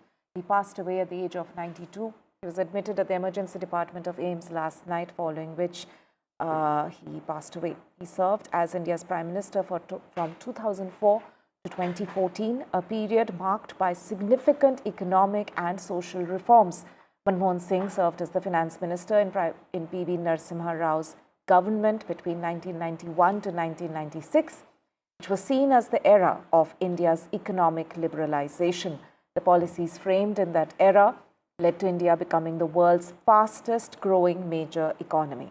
As a Prime Minister, he led the signing of the US-India Civil Nuclear Agreement, ending India's nuclear isolation, and introduced the Right to Information Act, which is seen as a tool promoting transparency in governance. His administration also enacted the Manrega, aiming to provide employment to rural households. So that is, of course, just a sliver of the legacy that Dr. Manmohan Singh has left behind. Let us also take a look at, we are, of course, digging into our archives here on NDTV to take out some of the interviews that late Dr. Manmohan Singh gave to us. Listen in.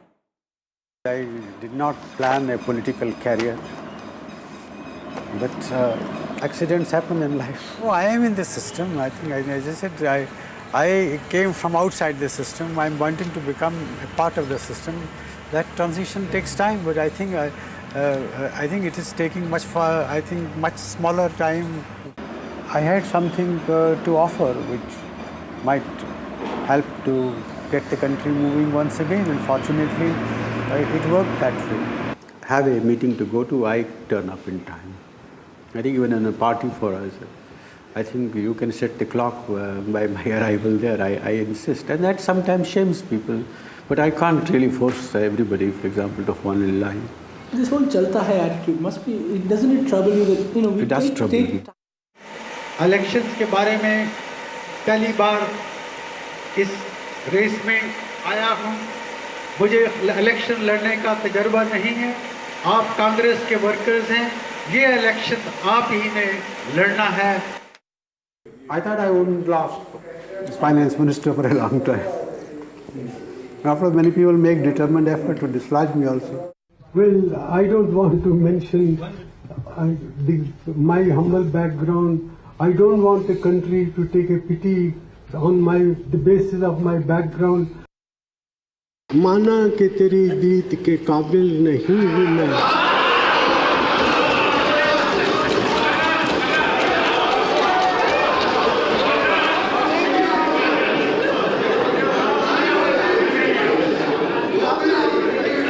माना कि तेरी दीद के काबिल नहीं हूँ मैं, तू मेरा शौक तो देख, मेरा इंतजार देख। I call myself an extinguished economist. People call me a distinguished economist. I said I am a distinguished, no, an extinguished economist. Right, so that is, of course, some of the excerpts, the speeches of late Dr. Manmohan Singh from the interviews that he gave to NDTV, as well as some of his memorable speeches which were made in the parliament. One of India's most distinguished economists, technocrat and Prime Minister, Dr. Manmohan Singh passed away late last night at the age of 92. And he's, of course, we've seen the kind of tributes which are pouring in for him within India, across the party lines as well. Everyone remembering the legacy that he leaves behind, and also condolences pouring in from across the world with some of the dignitaries and international leaders also calling him a great champion.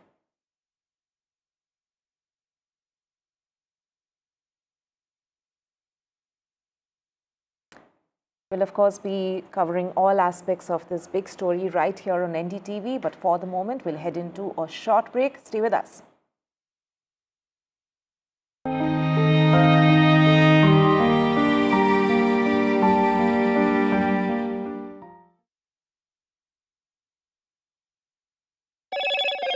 Hello, Moto. Motorola Edge 50 Pro, world's first.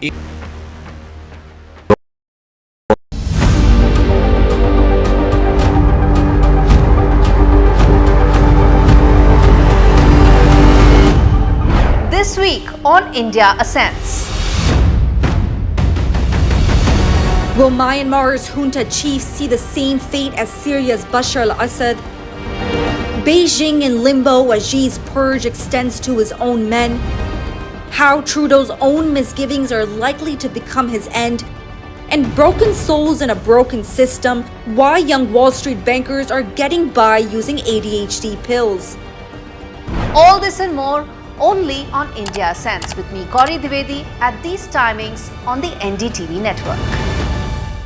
I've been reporting on all issues big and small from Andhra Pradesh, Telangana, rest of South India, bringing you all the action, all that you need to know, all that you want to know. The energy of Maximum City is infectious. I bring in that energy in our news coverage from financial capital Mumbai. Covering from the southernmost part of India over the last 23 years, I bring in-depth and 360-degree coverage from the Dravidian heartland. The land of Mishti is also known for its bitter politics. I have seen much water flow under the Howrah Bridge, covering Bengal in all its vivid colors.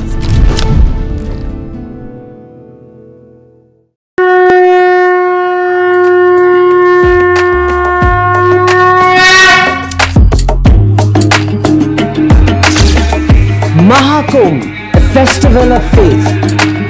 The world's biggest spiritual festival. The divine dip at the spiritual Sangam. A sacred confluence of faith, culture and heritage. NDTV's mega coverage of the Mega Fest. NDTV at Mahakumbh 2025.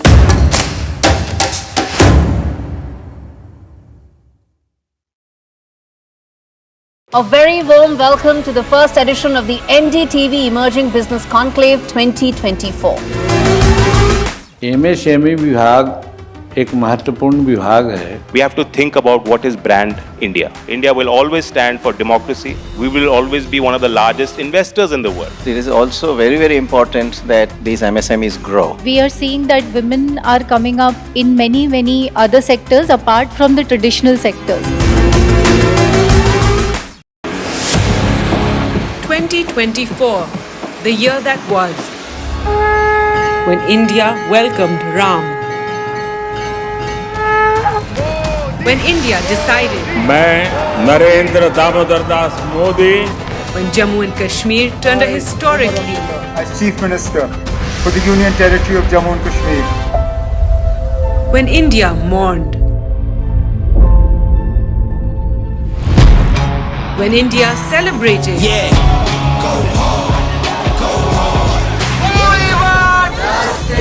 When India protested. When India felt proud. When India scaled new heights. NDTV brought it all to you. Your trusted news destination. Yesterday, today and tomorrow. New day, new show, a new experience. Start your day with the news, not views. We bring you stories that matter and impact your lives. News that informs and keeps you ahead. From Maximum City, Mumbai, to the seat of governance, Delhi, NDTV brings to you the best breakfast show. The breakfast show only on NDTV 24/7 every morning at 8 a.m. NDTV proudly upholds its legacy of trust and credibility.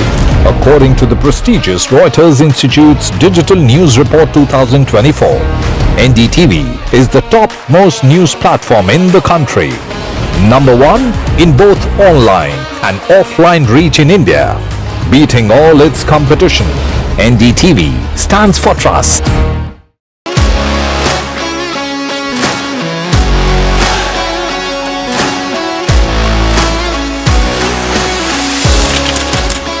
We are able to maintain the democratic fabric and the democratic system. I want to do something that can make a difference. लगातार जनता की आवाज को सरकार तक पहुंचाने का काम मैं करता हूं। I was a student up until very recently. I really want to work and do something for my people because they have given me this opportunity. They have elected me. सोचा नहीं था कि राज्यसभा सांसद बनूंगी।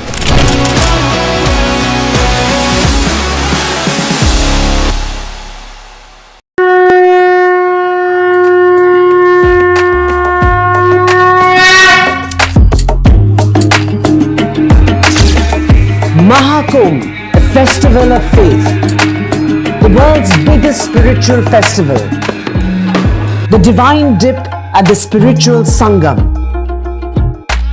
a sacred confluence of faith, culture and heritage. NDTV's mega coverage of the Mega Fest. NDTV at Mahakumbh 2025.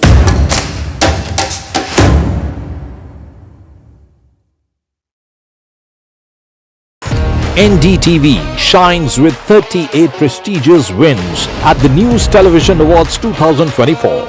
Powerful journalism to cutting-edge digital innovation. Production excellence to regional leadership. NDTV sets the benchmark. 38 awards, each a testament to your trust in NDTV. NDTV stands for trust. In today's interconnected world, India's voice is more crucial than ever. When India speaks, the world listens. At NDTV World, we are that voice, bringing you intelligent and insightful news from India and beyond. From geopolitics and diplomacy to economic shifts, migrations, tech disruptions, and the stories of our diaspora. We cover the news that shapes our global future. NDTV World, your new home for global news is here.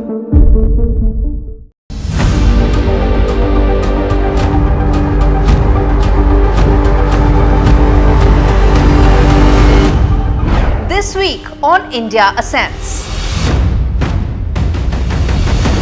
Will Myanmar's junta chiefs see the same fate as Syria's Bashar al-Assad?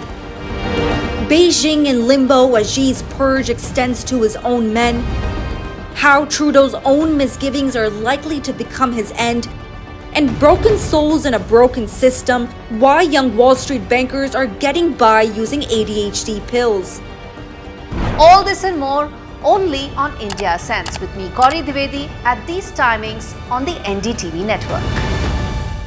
I've been reporting on all issues big and small from Andhra Pradesh, Telangana, rest of South India, bringing you all the action, all that you need to know, all that you want to know. The energy of Maximum City is infectious. I bring in that energy in our news coverage from financial capital Mumbai. Covering from the southernmost part of India over the last 23 years, I bring in-depth and 360-degree coverage from the Dravidian heartland. The land of Mishti is also known for its bitter politics. I have seen much water flow under the Howrah Bridge, covering Bengal in all its vivid colors.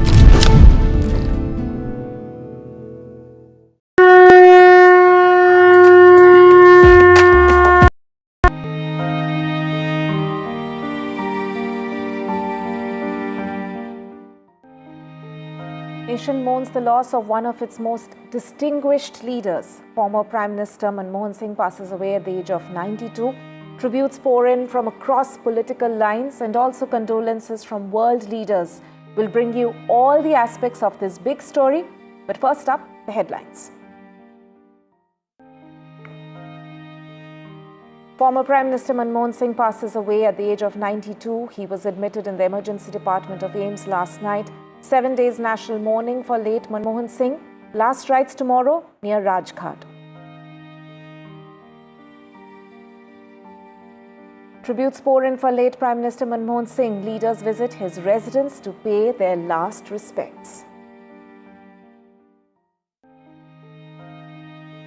Prime Minister Modi pays tribute to late Dr. Manmohan Singh, says his contribution to India's development is unparalleled. Condolences also pour in from international leaders and dignitaries. World remembers the great champion and architect of India's economic reforms.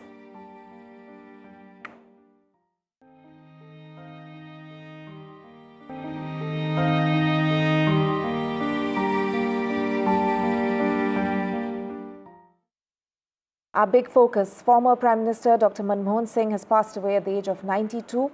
He was admitted at the emergency department of AIIMS last night, following which his demise was announced. He served as India's Prime Minister from 2004 to 2014, a period marked by significant economic and social reforms.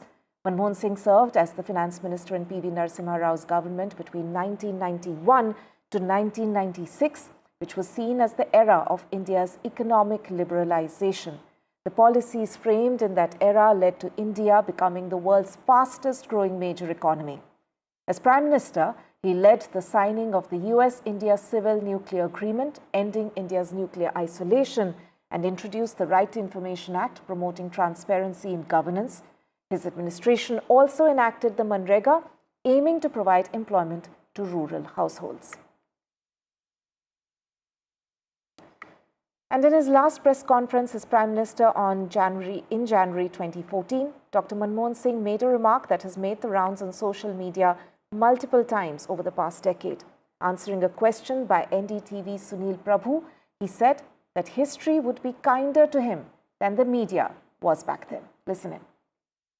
Sir, my question is very simple and straightforward on the issue. I know there have been a lot of questions on corruption, on various other issues, but personally for you, many will accuse you, as you said, history has to be kind and look at you and you'll come out unscathed. But many will look at you personally as being unable to actually act or rein in your own cabinet ministers.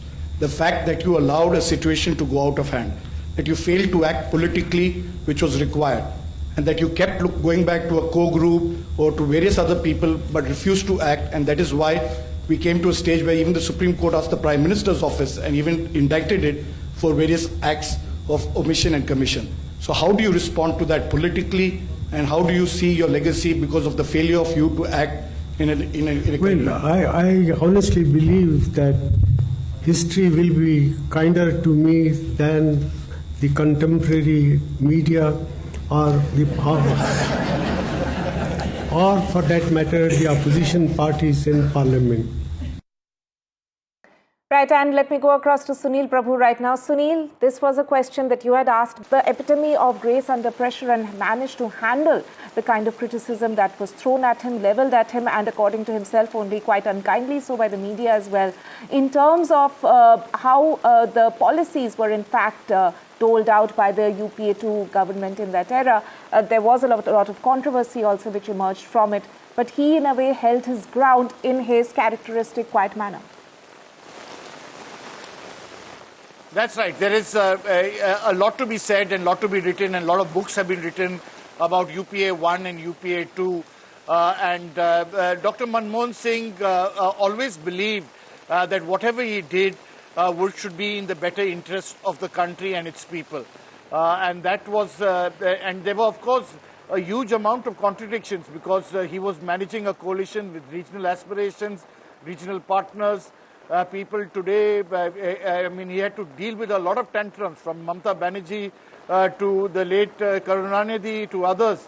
But he still managed those days effectively well. There were definitely, when you say, coalition government, everybody was given a free hand to deal with their ministries, unlike what it is today.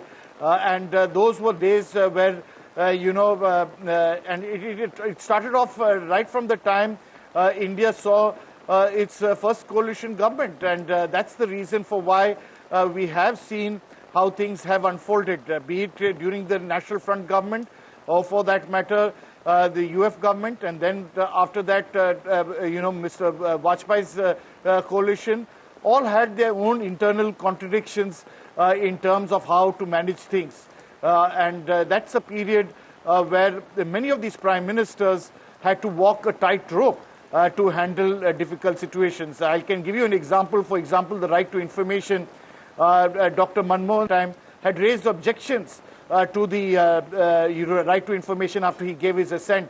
But Dr. Manmohan Singh, the man that he was, wrote back a self-effacing, very sweet letter, a secret note back to the President of India, saying that we will definitely look at your considerations and try to ensure that the right to information guarantees a privileged communication between the President and the Prime Minister in terms of how things should progress. That being said, it went on to a stage where he had to politely say no to the UPA chairperson, Sonia Gandhi, all covered on NDTV during that entire period.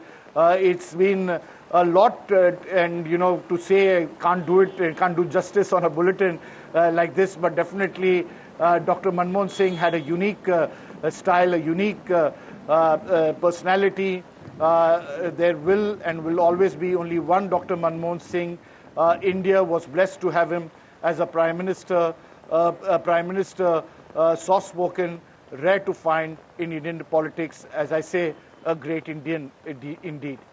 Right. Sunil, stay with us. Let's also play out that interaction or the answer to your question once again.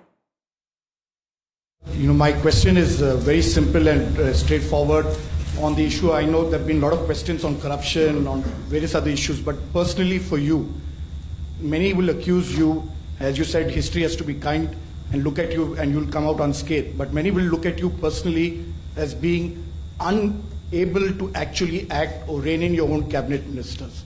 The fact that you allowed a situation to go out of hand, that you failed to act politically, which was required, and that you kept going back to a co-group or to various other people but refused to act, and that is why we came to a stage where even the Supreme Court asked the Prime Minister's office and even indicted it for various acts of omission and commission. So how do you respond to that politically, and how do you see your legacy because of the failure of you to act in a Well, I honestly believe that history will be kinder to me than the contemporary media or for that matter the opposition parties in parliament. Right, Sunil Prabhu there with that question, of course. Sunil, coming back to you once again, as you were mentioning that Manmohan Singh led a government, a coalition government, which is unlike the coalition government that we have seen over the past 10 years or so, where Congress wasn't in majority. So managing its partners was one of the huge challenges. And despite all the criticism that we have seen Manmohan Singh having received at that point in time of being, from terms being used as that he was reluctant Prime Minister, maybe a misfit for the job, but the kind of astute politician that we had seen him emerging at that point. Rahul Gandhi came and apologized, for which we reported it on NDTV. And a very important point that Dr. Manmohan Singh said, he said that whatever I did was not only in the national interest, but also to ensure I was always grateful to Mrs. Gandhi and the Congress party, and nothing should be done to be detrimental towards that survival. So his loyalty has been steadfast, not only to the Congress party, but to a special relationship that he had with the then UPA chairperson, Sonia Gandhi, who he had a great equation with. Right. Sunil Prabhu there, thank you so much for joining us on the broadcast. Let's also listen in to some of the speeches, interviews which have come in from Dr. Manmohan Singh over the years. I did not plan a political career, but accidents happen in life. Oh, I am in the system. I think, as I said, I came from outside the system. I'm wanting to become a part of the system. That transition takes time, but I think it is taking much smaller time. I had something to offer which might help to get the country moving once again, and fortunately it worked that way. Have a meeting to go to, I turn up in time. I think even in a party for us, I think you can set the clock by my arrival there. I insist, and that sometimes shames people, but I can't really force everybody, for example, to fall in line. This whole chalta hai attitude must be, doesn't it trouble you that, we it does trouble me.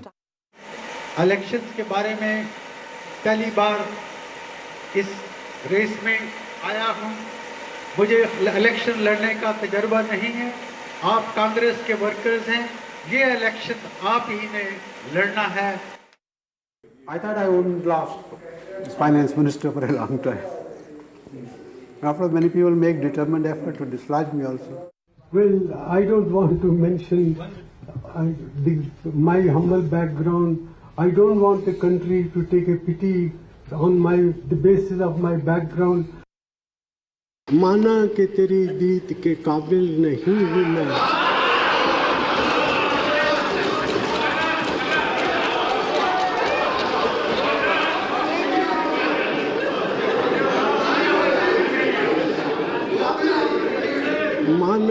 कि तेरी दीद के काबिल नहीं हूँ मैं, तू मेरा शौक तो देख, मेरा इंतज़ार देख। I call myself an extinguished economist. People call me a distinguished economist. I said I am a distinguished, no, an extinguished economist. Right, some of the interviews and comments which have in fact become memorable over the years of Dr. Manmohan Singh there that we are playing out. Let me also bring in my colleague Vasudha, who's been reporting from the Congress headquarters here in the national capital. Vasudha, we've seen the outpouring of tributes which have come in for Dr. Manmohan Singh across party lines, but for the Congress people, of course, for the Congress workers, for the Congress leaders, in his own quiet and self-effacing manner, Dr. Manmohan Singh left a huge legacy behind. In fact, we were talking to Kumari Selja also earlier in the show, where she said that the kind of impact that he had even on younger Congress people like herself at that point in time spoke volumes, despite the fact that he was, in a way, popularly seen as a reluctant politician.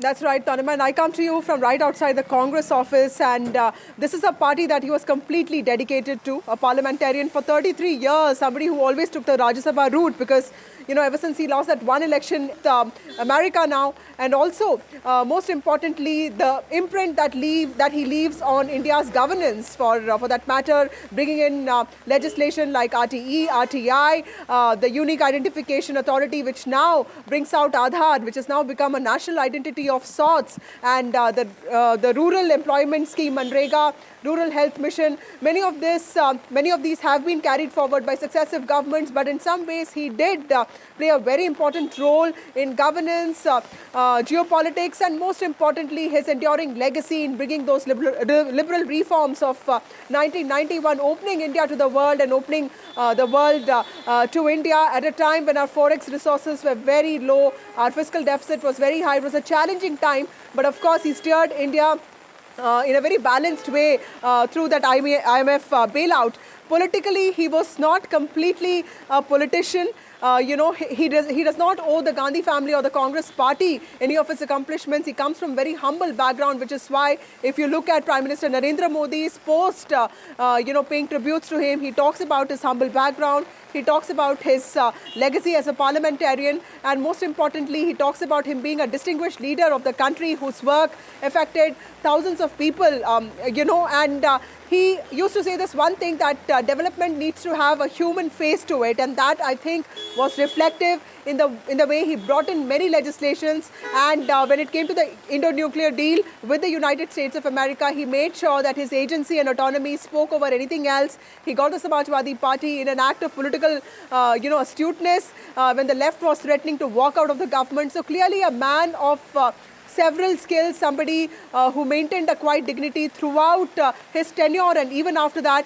But of course, his second tenure saw a lot of, political and corruption scandals. But of course, that did not really sort of impact his personal integrity, but his personality being seen as a weak and a meek Prime Minister was the central point of the BJP's campaign in 2014, which I'm sure must have really impacted him personally, but then he took it in his stride. He remained politically very, convinced and committed to his, devotion to the Congress party, unlike several of his other contemporaries at the same time that the BJP flirted with later on. So here, of course, a man of cerebral values, a man of wisdom, and like Barack Obama said, a man of uncommon wisdom and decency. And, I don't know of many, US presidents like here, George W. Bush, and of course, Barack Obama also praising Manmohan Singh in the past, shows that he did have a lot of grit and, wisdom and intelligence about him. And he leaves behind a legacy that generations will talk about when it comes to the growth and development of the country. And Congress office will, of course, receive his body tomorrow. The family is waiting for his daughter to come back. And this is a place, this is a party that, of course, made him the Prime Minister for 2 terms, but he knew his limitations. While there was sharing of power, the sharing of authority was always questioned because Sonia Gandhi And remained the UPA chairperson and the NAC chairperson. NAC was a very important, powerful body then, which was also the backbone of several legislations that came about. So clearly, in Sunil Prabhu's question that was asked, the answer reflected that the Prime Minister then, Manmohan Singh, knew that there were limitations to it, and he clearly accepted that there were compulsions of coalition politics, and more importantly, he can't talk about everything that happens in the cabinet openly, and that history will be kinder to him than contemporary media. That's right, Vasudha, as you were mentioning, you're reporting from the Congress office. I believe that there is some sort of a commemoration event which is lined up for the evening later today. Absolutely. So that is with regard to Manmohan Singh. Remember, Tarima, this Manmohan Singh's passing away also comes at a very difficult time for the Congress party. They, it also comes at an interesting time because they were supposed to take out an Ambedkar Yatra commemorating, not commemorating, optimizing on what the Congress party feels would help in its surge. This controversy around a part of Home Minister Amit Shah's speech on Ambedkar in the Rajya Sabha. But of course, that Yatra has been put off now. In fact, the CWC meeting, which was to commemorate the first and only CWC meeting that Mahatma Gandhi presided over of the Congress party, that meeting has now been put off. Congress leaders are taking flights. They're coming back to Delhi. And that is one reason why there's been a delay, because most of the Congress leadership is in Belagavi and they're all coming back one by one. And that commemoration event, something in the honor of Dr. Manmohan Singh, who took a backseat from politics completely. He maintained a low profile after his tenure got over. It was not really seen much in public. The last time I think all of us saw him was when he came on a wheelchair to cast his vote in the no trust motion in the parliament. That was sort of like a very touching moment for all of us, because he showed that he was committed in his duties as a parliamentarian. So this tribute is for the two-term Prime Minister of the country, the first person from the Sikh community to become the Prime Minister of the country, and also someone who has held several public positions, be it the Governor of RBI, be it the Deputy Chairperson of the Planning Commission, Head of UGC, Advisor to Prime Ministers on the economy and foreign trade. And interviews and speeches from Dr. Manmohan Singh himself. I did not plan a political career, but accidents happen in life. Oh, I am in the system. I think, as I said, I came from outside the system. I'm wanting to become a part of the system. That transition takes time, but I think it is taking much smaller time. I had something to offer which might help to get the country moving once again, and fortunately it worked that way. Have a meeting to go to, I turn up in time. I think even in a party for us, I think you can set the clock by my arrival there. I insist, and that sometimes shames people, but I can't really force everybody, for example, to fall in line. This whole chalta hai attitude must be, doesn't it trouble you that, we it does trouble me. Elections के बारे में पहली बार इस race में आया हूं। मुझे election लड़ने का तजर्बा नहीं है। आप कांग्रेस के वर्कर्स हैं, ये इलेक्शन आप ही ने लड़ना है। I thought I wouldn't last as finance minister for a long time. After many people make determined effort to dislodge me also. Well, I don't want to mention my humble background. I don't want the country to take a pity on the basis of my background.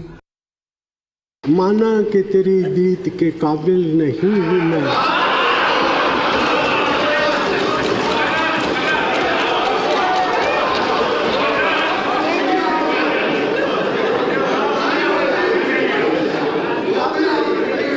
माना कि तेरी जीत के काबिल नहीं हूँ मैं, तू मेरा शौक तो देख, मेरा इंतजार देख।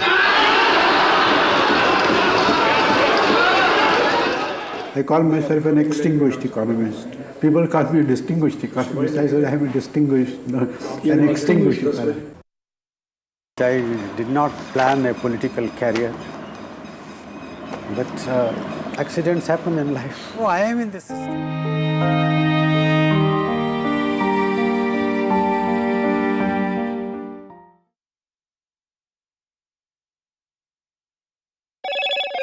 Hello, Moto. A very warm welcome to the first edition of the NDTV Emerging Business Conclave 2024. MSME विभाग एक महत्वपूर्ण विभाग है. We have to think about what is brand India. India will always stand for democracy. We will always be one of the largest investors in the world. It is also very, very important that these MSMEs grow. We are seeing that women are coming up in many other sectors apart from the traditional sectors. 2024, the year that was, when India welcomed Ram. When India decided, मैं Narendra Damodar Das Modi, when Jammu and Kashmir turned a historic leaf, as Chief Minister for the Union Territory of Jammu and Kashmir, when India mourned, when India celebrated,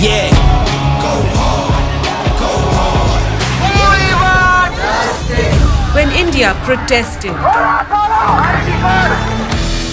when India felt proud, when India scaled new heights, NDTV brought it all to you, your trusted news destination, yesterday, today and tomorrow. New day, new show, a new experience. Start your day with the news, not views. We bring you stories that matter and impact your lives. News that informs and keeps you ahead. From Maximum City, Mumbai, To the state of governance, Delhi, NDTV brings to you the best breakfast show. The breakfast show only on NDTV 24/7 every morning at 8 a.m. NDTV proudly upholds its legacy of trust and credibility. According to the prestigious Reuters Institute's Digital News Report 2024, NDTV is the top-most news platform in the country. Number one in both online and offline reach in India. Beating all its competition, NDTV stands for trust. पहुंचाने का काम मैं करता हूं.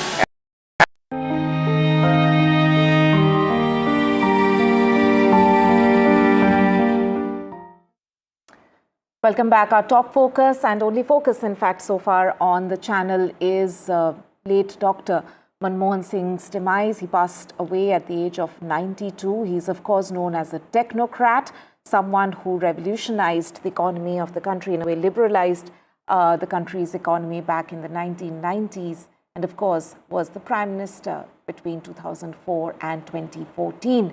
Let's listen into some of the tributes which have come in for Dr. Manmohan Singh, especially from the Prime Minister. पूर्व प्रधानमंत्री doctor Manmohan Singh जी के निधन ने हम सभी के हृदय को गहरी पीड़ा पहुंचाई है। उनका जाना एक राष्ट्र के रूप में भी हमारे लिए के हर क्षेत्र में उपलब्धियां हासिल करना ये सामान्य बात नहीं है। अभावों और संघर्षों से ऊपर उठकर कैसे ऊंचाइयों को हासिल किया जा सकता है, उनका जीवन ये सीख भावी पीढ़ी को देता रहेगा। एक नेक इंसान के रूप में, एक विद्वान अर्थशास्त्री के रूप में और रिफॉर्म्स के प्रति समर्पित लीडर के रूप में उन्हें हमेशा याद किया जाएगा। एक अर्थशास्त्री के रूप में उन्होंने अलग अलग स्तर पर भारत सरकार में अनेक सेवाएं दी। एक चुनौतीपूर्ण समय में उन्होंने रिजर्व बैंक के गवर्नर की भूमिका निभाई। पूर्व प्रधानमंत्री भारत रत्न श्री पीवी नरसिम्हा राव जी की सरकार के वित्त मंत्री रहते हुए उन्होंने वित्तीय संकट से घिरे देश को एक नई अर्थव्यवस्था के मार्ग पर प्रशस्त किया। प्रधानमंत्री के रूप में देश के विकास में और प्रगति में उनके योगदान को हमेशा याद किया जाएगा। जनता के प्रति, देश के विकास के प्रति उनका जो कमिटमेंट था, उसे हमेशा बहुत सम्मान से देखा जाएगा। डॉक्टर मनमोहन सिंह जी का जीवन उनकी ईमानदारी और सादगी का प्रतिबिंब था। वो विलक्षण सांसद थे। उनकी विनम्रता, सौम्यता और उनकी बौद्धिकता उनके संसदीय जीवन की पहचान बनी। मुझे याद है कि इस साल की शुरुआत में जब राज्यसभा में उनका कार्यकाल समाप्त हुआ, तब मैंने कहा था कि सांसद के रूप में डॉक्टर साहब की निष्ठा सभी के लिए प्रेरणा जैसी है। सत्र के समय अहम मौकों पर वो व्हीलचेयर पर बैठकर आते थे, अपना संसदीय दायित्व निभाते थे। दुनिया के प्रतिष्ठित संस्थानों की शिक्षा लेने और सरकार के अनेक शीर्ष पदों पर रहने के बाद भी वो अपनी सामान्य पृष्ठभूमि के मूल्यों को कभी भी नहीं भूले। उन्होंने हमेशा हर दल के व्यक्ति से संपर्क रखा, सबके लिए सहज उपलब्ध रहे। जब मैं मुख्यमंत्री था, तब डॉक्टर मनमोहन सिंह जी के साथ राष्ट्रीय और अंतर्राष्ट्रीय अनेक विषयों पर उनसे खुले मन से चर्चाएं होती थी। यहां दिल्ली आने के बाद भी मेरी उनसे समय समय पर बात होती थी, मुलाकात होती थी। मुझे उनसे हुई मुलाकातें, देश को लेकर हुई चर्चाएं हमेशा याद रहेगी। अभी जब उनका जन्मदिन था, तब भी मैंने उनसे बात की थी। आज इस कठिन घड़ी में मैं उनके परिवार के प्रति अपनी संवेदनाएं व्यक्त करता हूं। मैं डॉक्टर मनमोहन सिंह जी को सभी देशवासियों की तरफ से श्रद्धांजलि अर्पित करता हूं। Right, let me bring in my colleague Sunil. Food for Work program and other programs which are directed against or directed at the poorer sections of society, they all are thanks to the initiative taken by Dr. Manmohan Singh. At the same time, while initiating these path-breaking reforms, he made it a point to make sure that the credit for these schemes and the credit for the good work that the government is being done is not appropriated by him. He was a true democrat. He believed in sharing, his responsibilities, and also the credit that goes with the fulfillment of those responsibilities with his cabinet colleagues. He believed in building consensus among his colleagues and then only go ahead with programs. This may have taken a process, consultative process in a democracy takes a little time, but their effect and impact would be lasting. So to the democratic processes in India, Dr. Manmohan Singh's contribution is most memorable, just as his contribution in the economic field. One of the most lasting contributions, one of the most outstanding achievements which gives him credit is the way he arrived at the Indo-US nuclear deal. Of course, a lot of it depended upon the great personal chemistry between the then President of America, Bush, and the Prime Minister Manmohan Singh. But the deal or the agreement put an end to the nuclear apartheid of India, but at the same time it roused serious objections in many sections of Indian society. But he was undaunted by this, criticism. He stood his ground, and finally, over a period of somebody who was close and knew what exactly happened. This relationship was much misunderstood as you all handled many a crisis.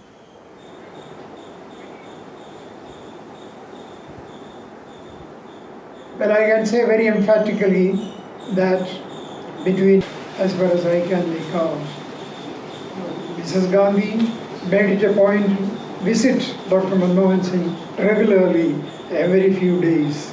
Although Dr. Manmohan Singh was, in the beginning insistent or keen to go to Mrs. Gandhi and talk to her, but she made it a point, she insisted upon coming to the 7 RCR and meet Prime Minister for exchanging views and for, ideas about the conduct of government and its policies. So the relationship was excellent, based on a mutual understanding of what the country demanded.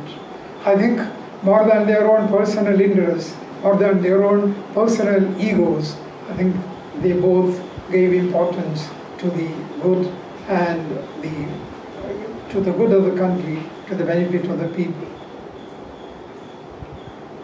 As you were talking about your time while you were working with late Dr. Manmohan Singh, he is known for his steadfast honesty. That is something that people are commenting on even today.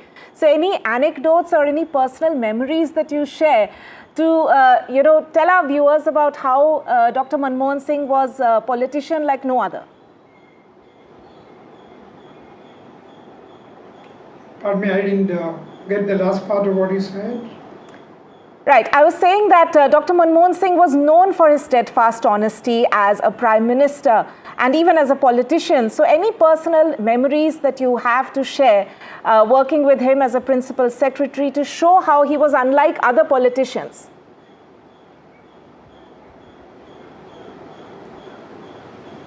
Well, the most striking feature about him was his humility.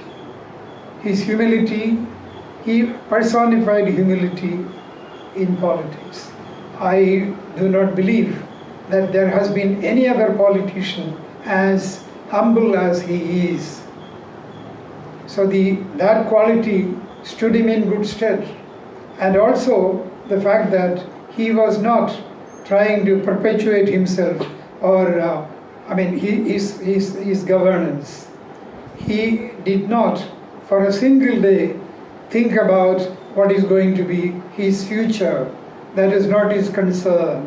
He was not a politician who was trying to consolidate his power and to consolidate the power for becoming, coming back to power again and again. So that thought never occurred to him, and that gave him so much of freedom and so much of mental equanimity to proceed with what he thought was right for the country. So country first, country last, that to my mind was the motto with which he lived and worked. Right, nation first always for Dr. Manmohan Singh. Mr. T.K. Nair, thank you so much for joining us on the broadcast, and also my colleague Sunil Prabhu. It's time for us to head into a short break, but we'll continue covering this big story on the other side. So stay tuned to NDTV.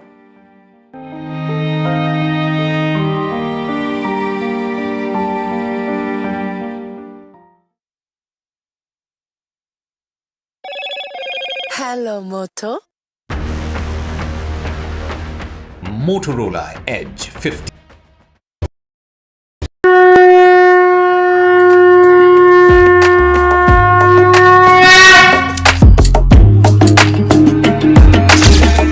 Mahakumbh, a festival of faith, the world's biggest spiritual festival, the divine dip at the spiritual Sangam, a sacred confluence of faith, culture and heritage. NDTV's mega coverage of the Mega Fest. NDTV at Mahakumbh 2025.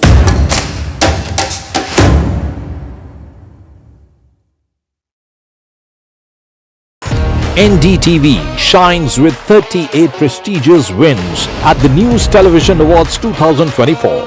Powerful journalism to cutting-edge digital innovation. Production excellence to regional leadership. NDTV sets the benchmark. 38 awards, each a testament to your trust in NDTV. NDTV stands for trust. In today's interconnected world, India's voice is more crucial than ever. When India speaks, the world listens. At NDTV World, we are that voice, bringing you intelligent and insightful news from India and beyond. From geopolitics and diplomacy to economic shifts, migrations, tech disruptions, and the stories of our diaspora. We cover the news that shapes our global future. NDTV World, your new home for global news is here.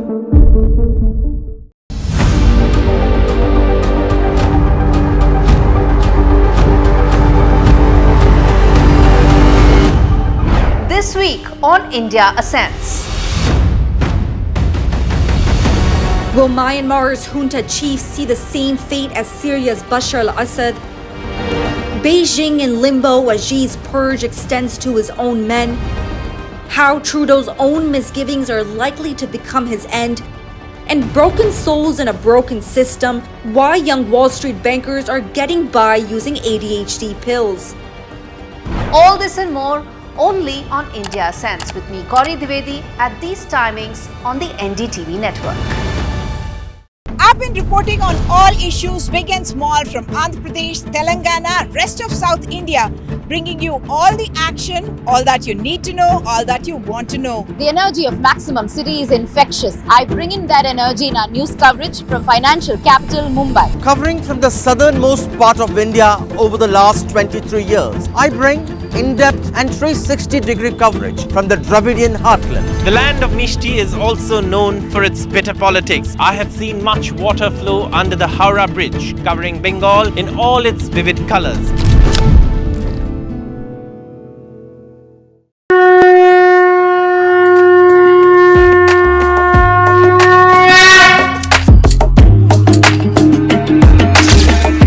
Mahakumbh, a festival of faith. The world's biggest spiritual festival. The divine dip at the spiritual Sangam. A sacred confluence of faith, culture and heritage. NDTV's mega coverage of the Mega Fest. NDTV at Mahakumbh 2025.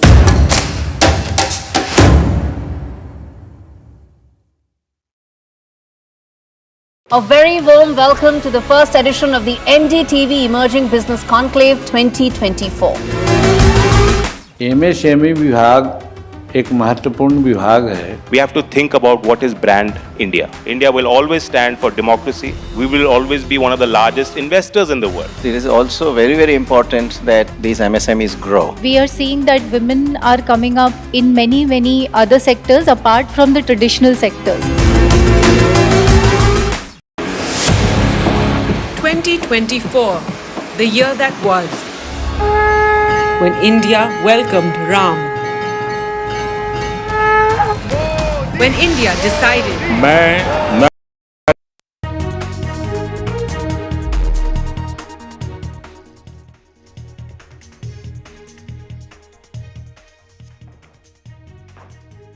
Former Prime Minister Manmohan Singh passes away at the age of 92. He was admitted in emergency. Tributes pour in for late Prime Minister Manmohan Singh. Leaders visit his residence to pay their last respects.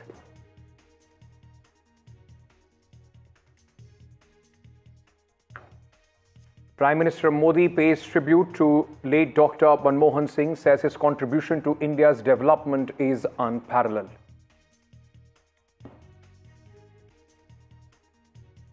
Condolences pour in from international leaders and dignitaries. World leaders remember the great champion, architect of India's economic reforms.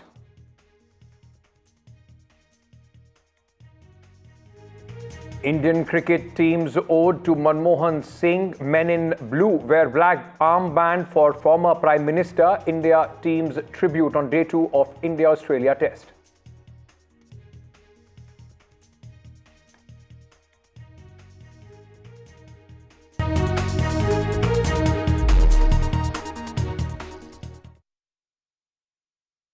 Hello and welcome to NDTV. I am Ankit Tyagi.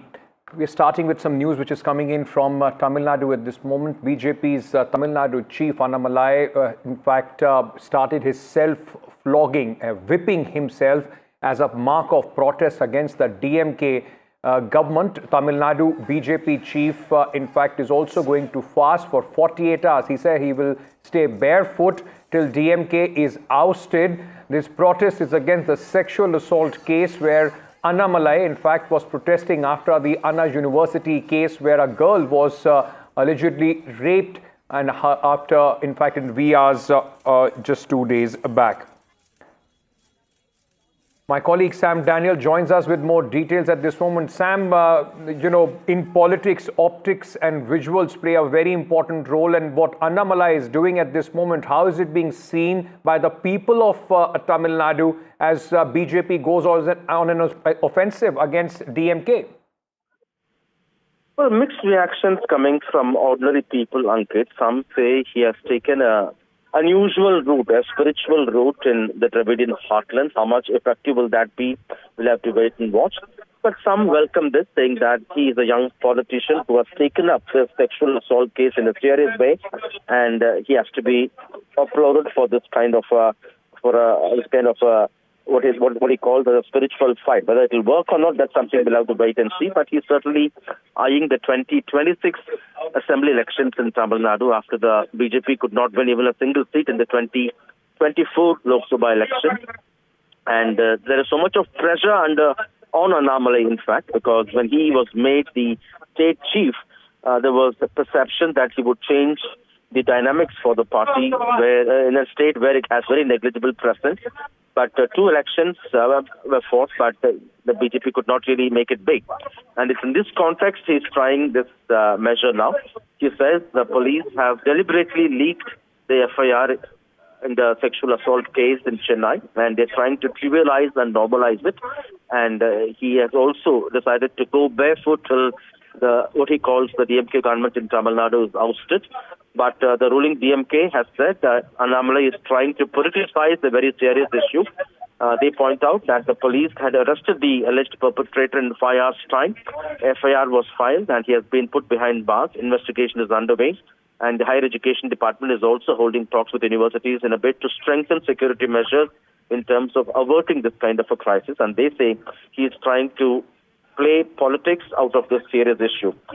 For specific question in terms of how the FIR was leaked, the police say inadvertently the FIR got uploaded on the police website, which should not have been the case because of the nature of this kind of a case, and they say it was not a deliberate act. And they say the law is taking its course, and people in the state have the courage to report cases like this. And unlike the law minister says, during the AIDMK regime earlier, when there was a major sex scandal in Pollachi, the survivors were scared even to give a police complaint, but now it's not the case. Police have swung into action, took action immediately, and even the survivors have come forward to fight. That's a difference, they say. But we'll have to wait and watch how this would pan out, whether this will help the BJP to expand their footprint or not. We'll have to wait and see. Sam, let me also ask you what is happening as far as the investigation in this case is concerned. Investigation, police have confirmed this particular man has been involved in sexual harassment cases and sexual assault cases in the past. He is known to be a biryani seller outside the campus in another part of Chennai. How he managed to enter the campus, that's the big question. Are there any other people involved? Some unconfirmed reports say police are also investigating the phone calls he had received when he was on the campus, when he was harassing the young woman student. All these at the moment have not come officially, but the police are investigating multiple angles to see whether this has been a racket going on for quite some time, whether it has been blackmailing or harassing, or has he sexually assaulted other students as well on the campus. That's the investigation. On these lines, investigation is going on. But he has been remanded, sent to judicial custody for 2 weeks. And certainly many tough questions being asked in terms of public safety, women's safety, in terms of how a campus like Anna University could have a malfunctioning CCTVs, and in some areas there were no street lights, and how an outsider could actually enter the campus, such a prestigious campus, how access was easy for such kind of a person who has a very bad track record with respect to harassing women. Thank you so much for joining us with all those details. Sam Daniel reporting there from Chennai on this story. Moving on now, Telugu actor Allu Arjun, who is accused in stampede case after a woman died in a stampede during the premiere of his latest film Pushpa 2, appeared through video conferencing before a local court on Friday. Allu Arjun, who was named as accused number 11, also filed a regular bail petition in the court, which may come up for hearing on December 30th. The actor, who was arrested on December 13th in connection with the incident, was produced before the Nampally court, which remanded him to a 14-day judicial custody, which ended today. He was to present himself before the court as part of further proceedings, and he appeared through video conferencing. Tanushka joins us with more details from the court at this moment. Tanushka, so he appeared before the court through video conferencing. Understandable, because it creates a lot of logistical issues with a star coming into a local court, police paraphernalia and so on and so forth. But what happened in the hearing, and what was Allu Arjun's side on this? Right, Ankit. So, Allu Arjun was presented virtually at this court hearing. This was the court hearing for his regular bail petition. Remember, he's already been granted interim bail, and his interim bail has been extended currently because in today's hearing at Nampally court, the court postponed his regular bail petition hearing to Monday. So the hearing for his regular bail petition will continue on Monday, and until then, his interim bail has been extended. His interim bail hearing will happen on January 10th, and his remand hearing is also to take place shortly. Remember, Allu Arjun's remand was until today. He was sent to remand by the Telangana High Court on December 13th. Earlier as well, Telangana High Court had granted him an interim bail, which is why and how he has been out and about. And currently, what we are waiting is his remand hearing and his interim bail hearing. And of course, in the lower court, his regular bail petition application still, exists. And for that, the hearing will happen on Monday. Thank you so much for joining us with all those details at this moment. Tanushka reporting from Hyderabad on this story. Moving on now.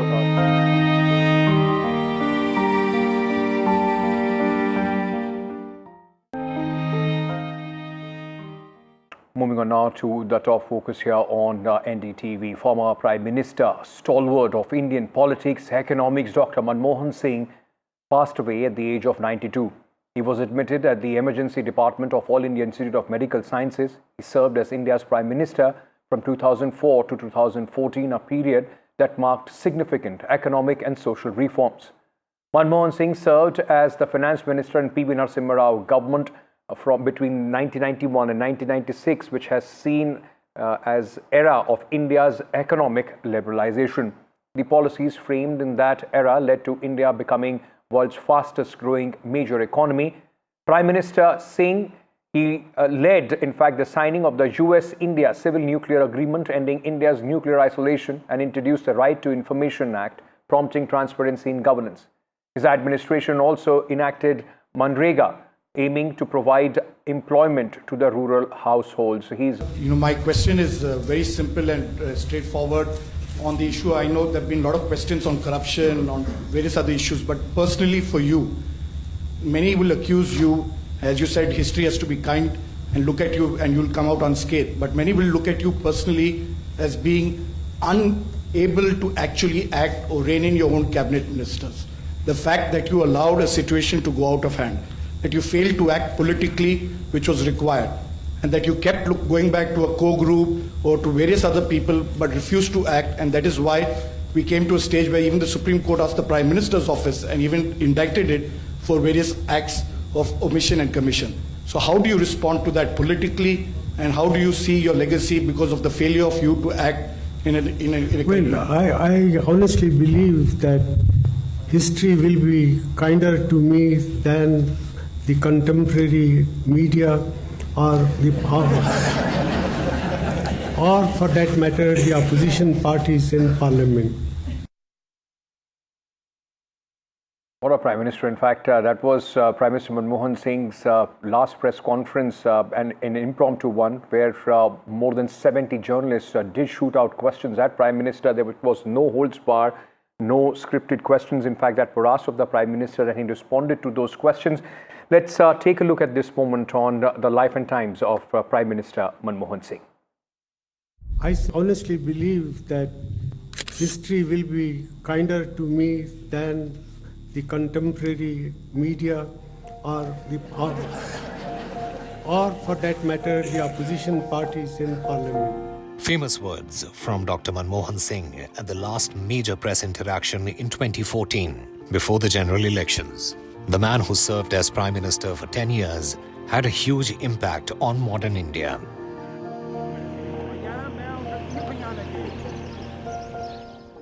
Born in Gah, now in Pakistan, Dr. Singh's family migrated to India during partition in 1947. After obtaining his doctorate in economics from Oxford, Dr. Singh first worked for the United Nations in the 1960s. In the 1970s, he began a long career in the bureaucracy, including as RBI Governor, Chief Economic Advisor, and Vice Chairman of the Planning Commission. But his first big moment came during the economic crisis of 1991, when he served as the Finance Minister under Prime Minister Narasimha Rao.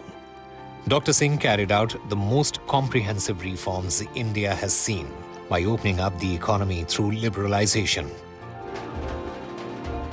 In 2004, the Congress emerged as the single largest party in a shock general election that saw the unexpected defeat of Atal Bihari Vajpayee. There was a clamour for Sonia Gandhi to take over as Prime Minister of a Congress-led coalition, but Mrs. Gandhi struggled with the decision for days. A week later, she surprised everyone when she announced that Dr. Manmohan Singh would be her choice for Prime Minister. I'm very happy. I think our country will be safe in Dr. Manmohan Singh's hands. And so the UPA was born, with coalition partners from the Congress as disparate as the DMK from Tamil Nadu to the CPI and the CPM, with whom the Prime Minister would share a rocky relationship. That coalition was first tested after the India-US nuclear deal of 2005. It was a landmark agreement made by Dr. Singh and then US President George W. Bush.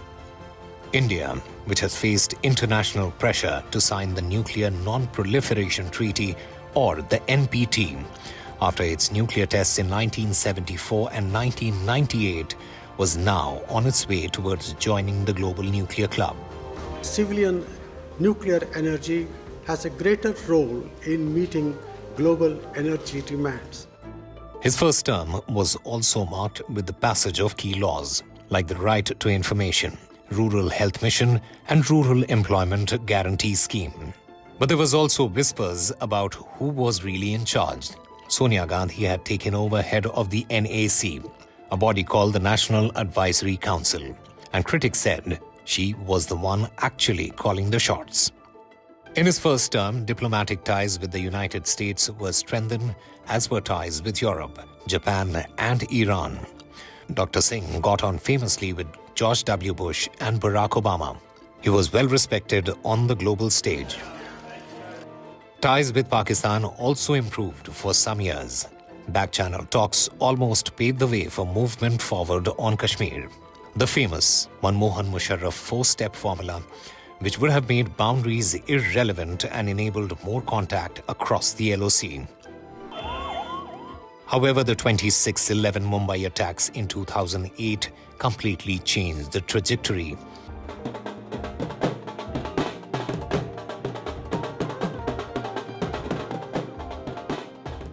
The UPA came back with a bigger mandate, with Dr. Manmohan Singh advertised as the Congress's face for Prime Minister. India had given Dr. Singh a big thumbs up, but the second term was nothing like the first. Allegations surfaced of large-scale corruption in the Commonwealth Games, on coal block allocations, and most famously, the 2G scam, which a court years later has upheld never happened. The appeals are pending. The opposition accused Dr. Singh of not speaking up, of being a mute spectator to rampant corruption.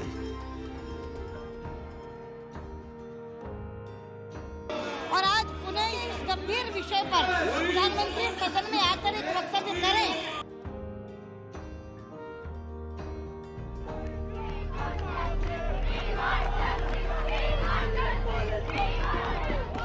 The Nirbhaya gang rape of December 2012, the poor handling of the protests and the public anger was another low point for Dr. Singh's prime ministership. My opinion on the ordinance is that it should be torn up and thrown away. Dr. Singh may not have been the most eloquent prime minister, but he had his moments, like this parliament debate with Sushma Swaraj in 2013, where both invoked poetry to make the point. One of the most memorable exchanges on the floor of the House. हमको है उनसे वफा की उम्मीद जो जानते नहीं वफा क्या है। कुछ तो मजबूरियां रही होंगी, यूं ही कोई बेवफा नहीं होता। After Narendra Modi's big win in 2014, Dr. Manmohan Singh played the role of the opposition's conscience keeper, cautioning the government on the economy, demonetization and other crucial issues. Scheme of monetization, the way it has been implemented, will hurt agricultural growth in our country, will hurt small industry, will hurt all those people who are in the informal sectors of the economy. As his health deteriorated, Dr. Singh was rarely seen in public. His last political appearance was during a no-trust vote in Rajya Sabha in 2023, when he was brought in on a wheelchair. Manmohan Singh was never a typical politician for a man who was often called an accidental prime minister. Dr. Singh was at the helm for 10 long years, a tenure that left a lasting impact.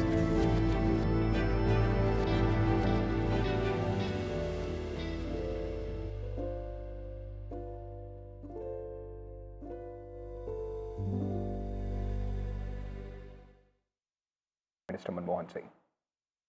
As I said, I did not plan a political career, but accidents happen in life. Oh, I am in the system. I think, as I said, I came from outside the system. I'm wanting to become a part of the system. That transition takes time, but I think it is taking much smaller time. I had something to offer which might help to get the country moving once again, and fortunately it worked that way. Have a meeting to go to, I turn up in time. I think even in a party for us, I think you can set the clock by my arrival there. I insist, and that sometimes shames people, but I can't really force everybody, for example, to fall in line. This whole chalta hai attitude must be, doesn't it trouble you that, we it does trouble me. Elections के बारे में पहली बार इस race में आया हूँ, मुझे election लड़ने का तजर्बा नहीं है, आप कांग्रेस के वर्कर्स हैं, ये इलेक्शन आप ही ने लड़ना है. I thought I wouldn't last as finance minister for a long time. After all, many people make determined effort to dislodge me also. Well, I don't want to mention my humble background. I don't want the country to take a pity on the basis of my background. माना कि तेरी दीद के काबिल नहीं हूँ मैं.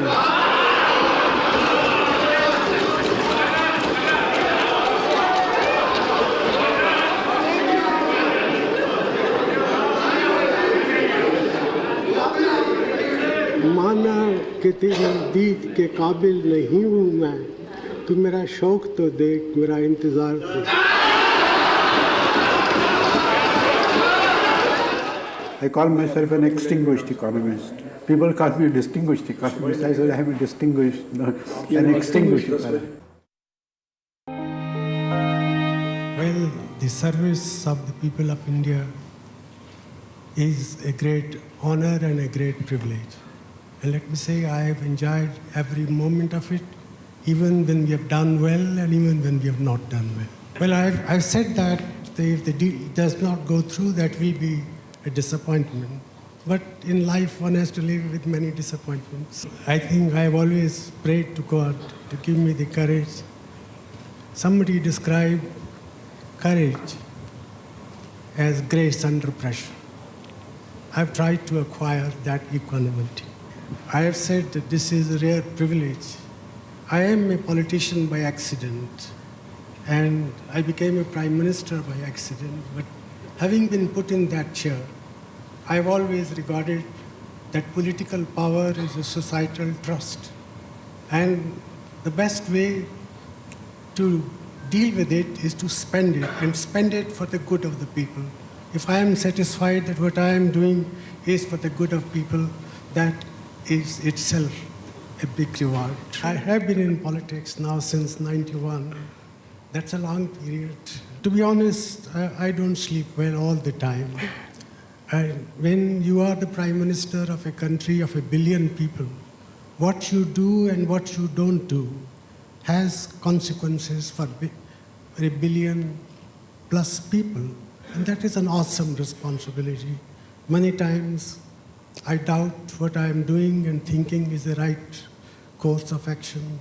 So not sleeping well is part of the process of politicians placed in my position. I have been in politics and I have learned a great deal. I have believed life is one long continuous process of learning and relearning, and every year of my life I have learned something new, which I regard as a very rewarding experience.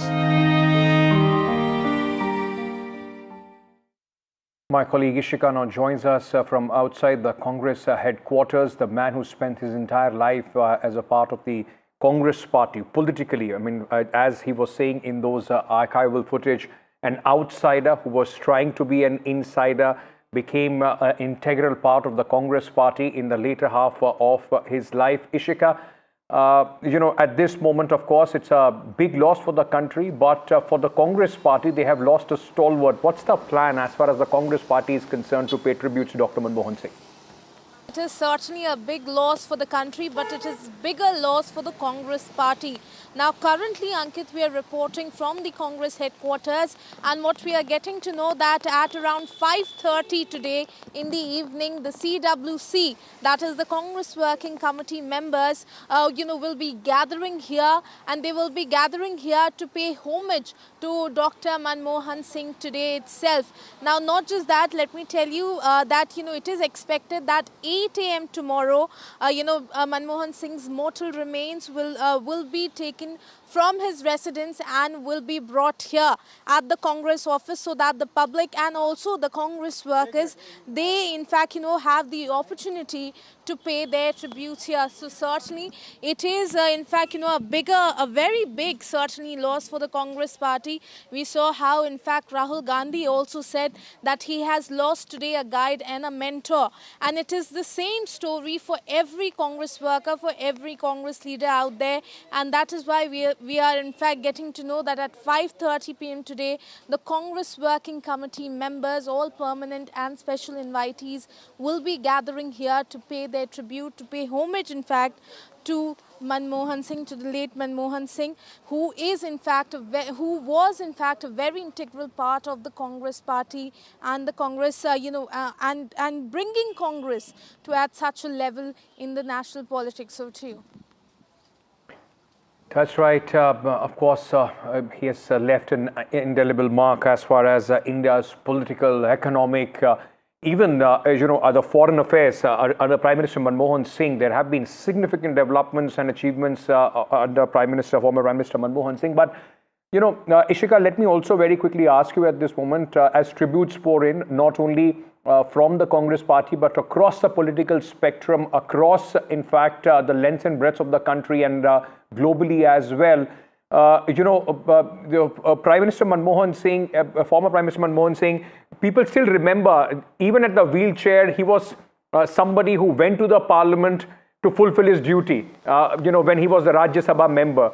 Prime Minister Modi also, in fact, praised Prime Minister Manmohan Singh for doing that. Somebody who led his life with utmost integrity.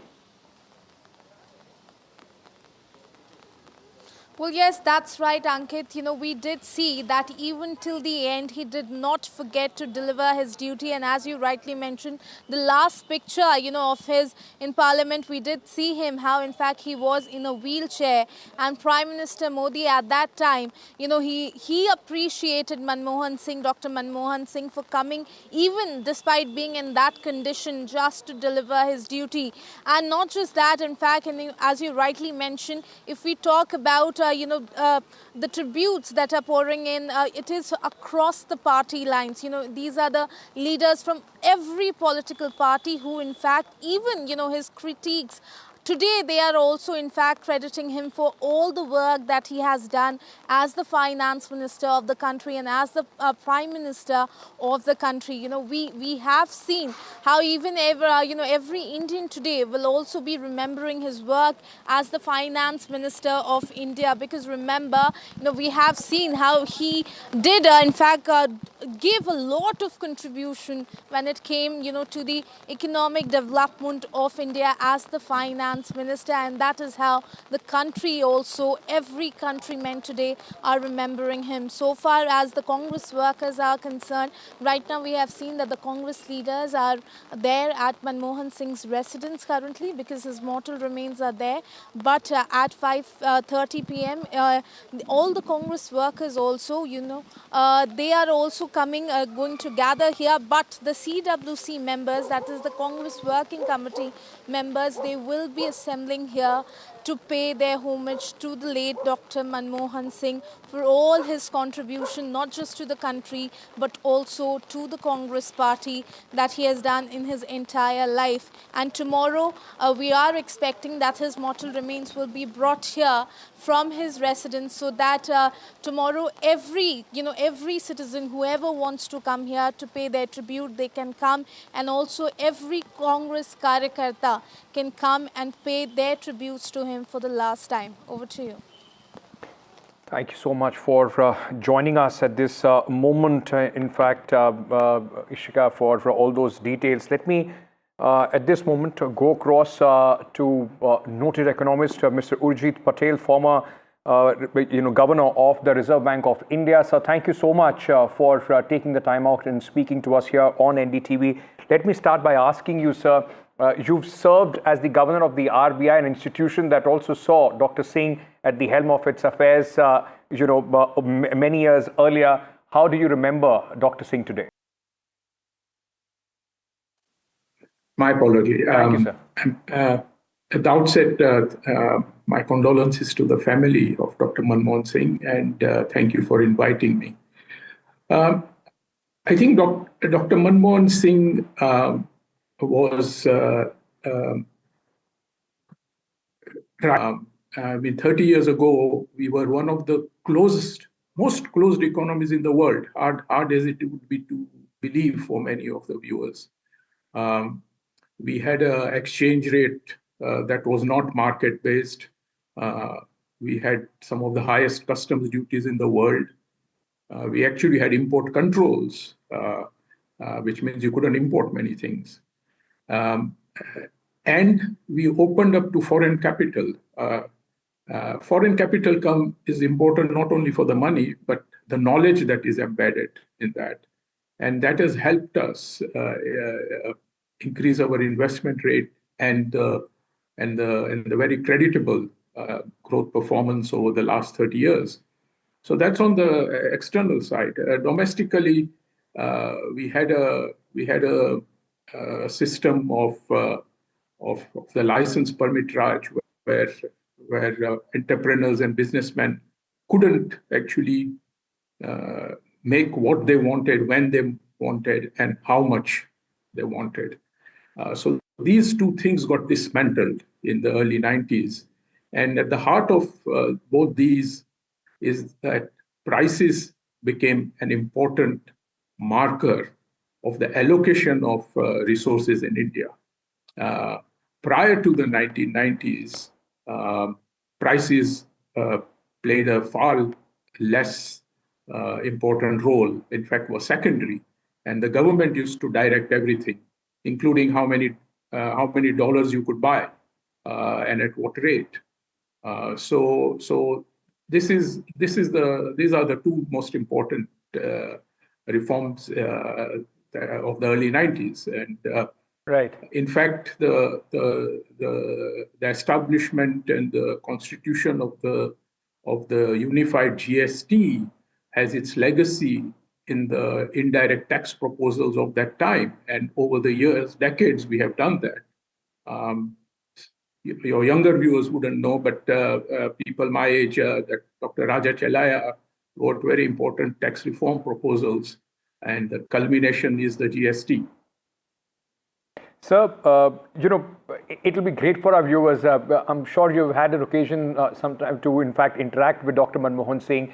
As a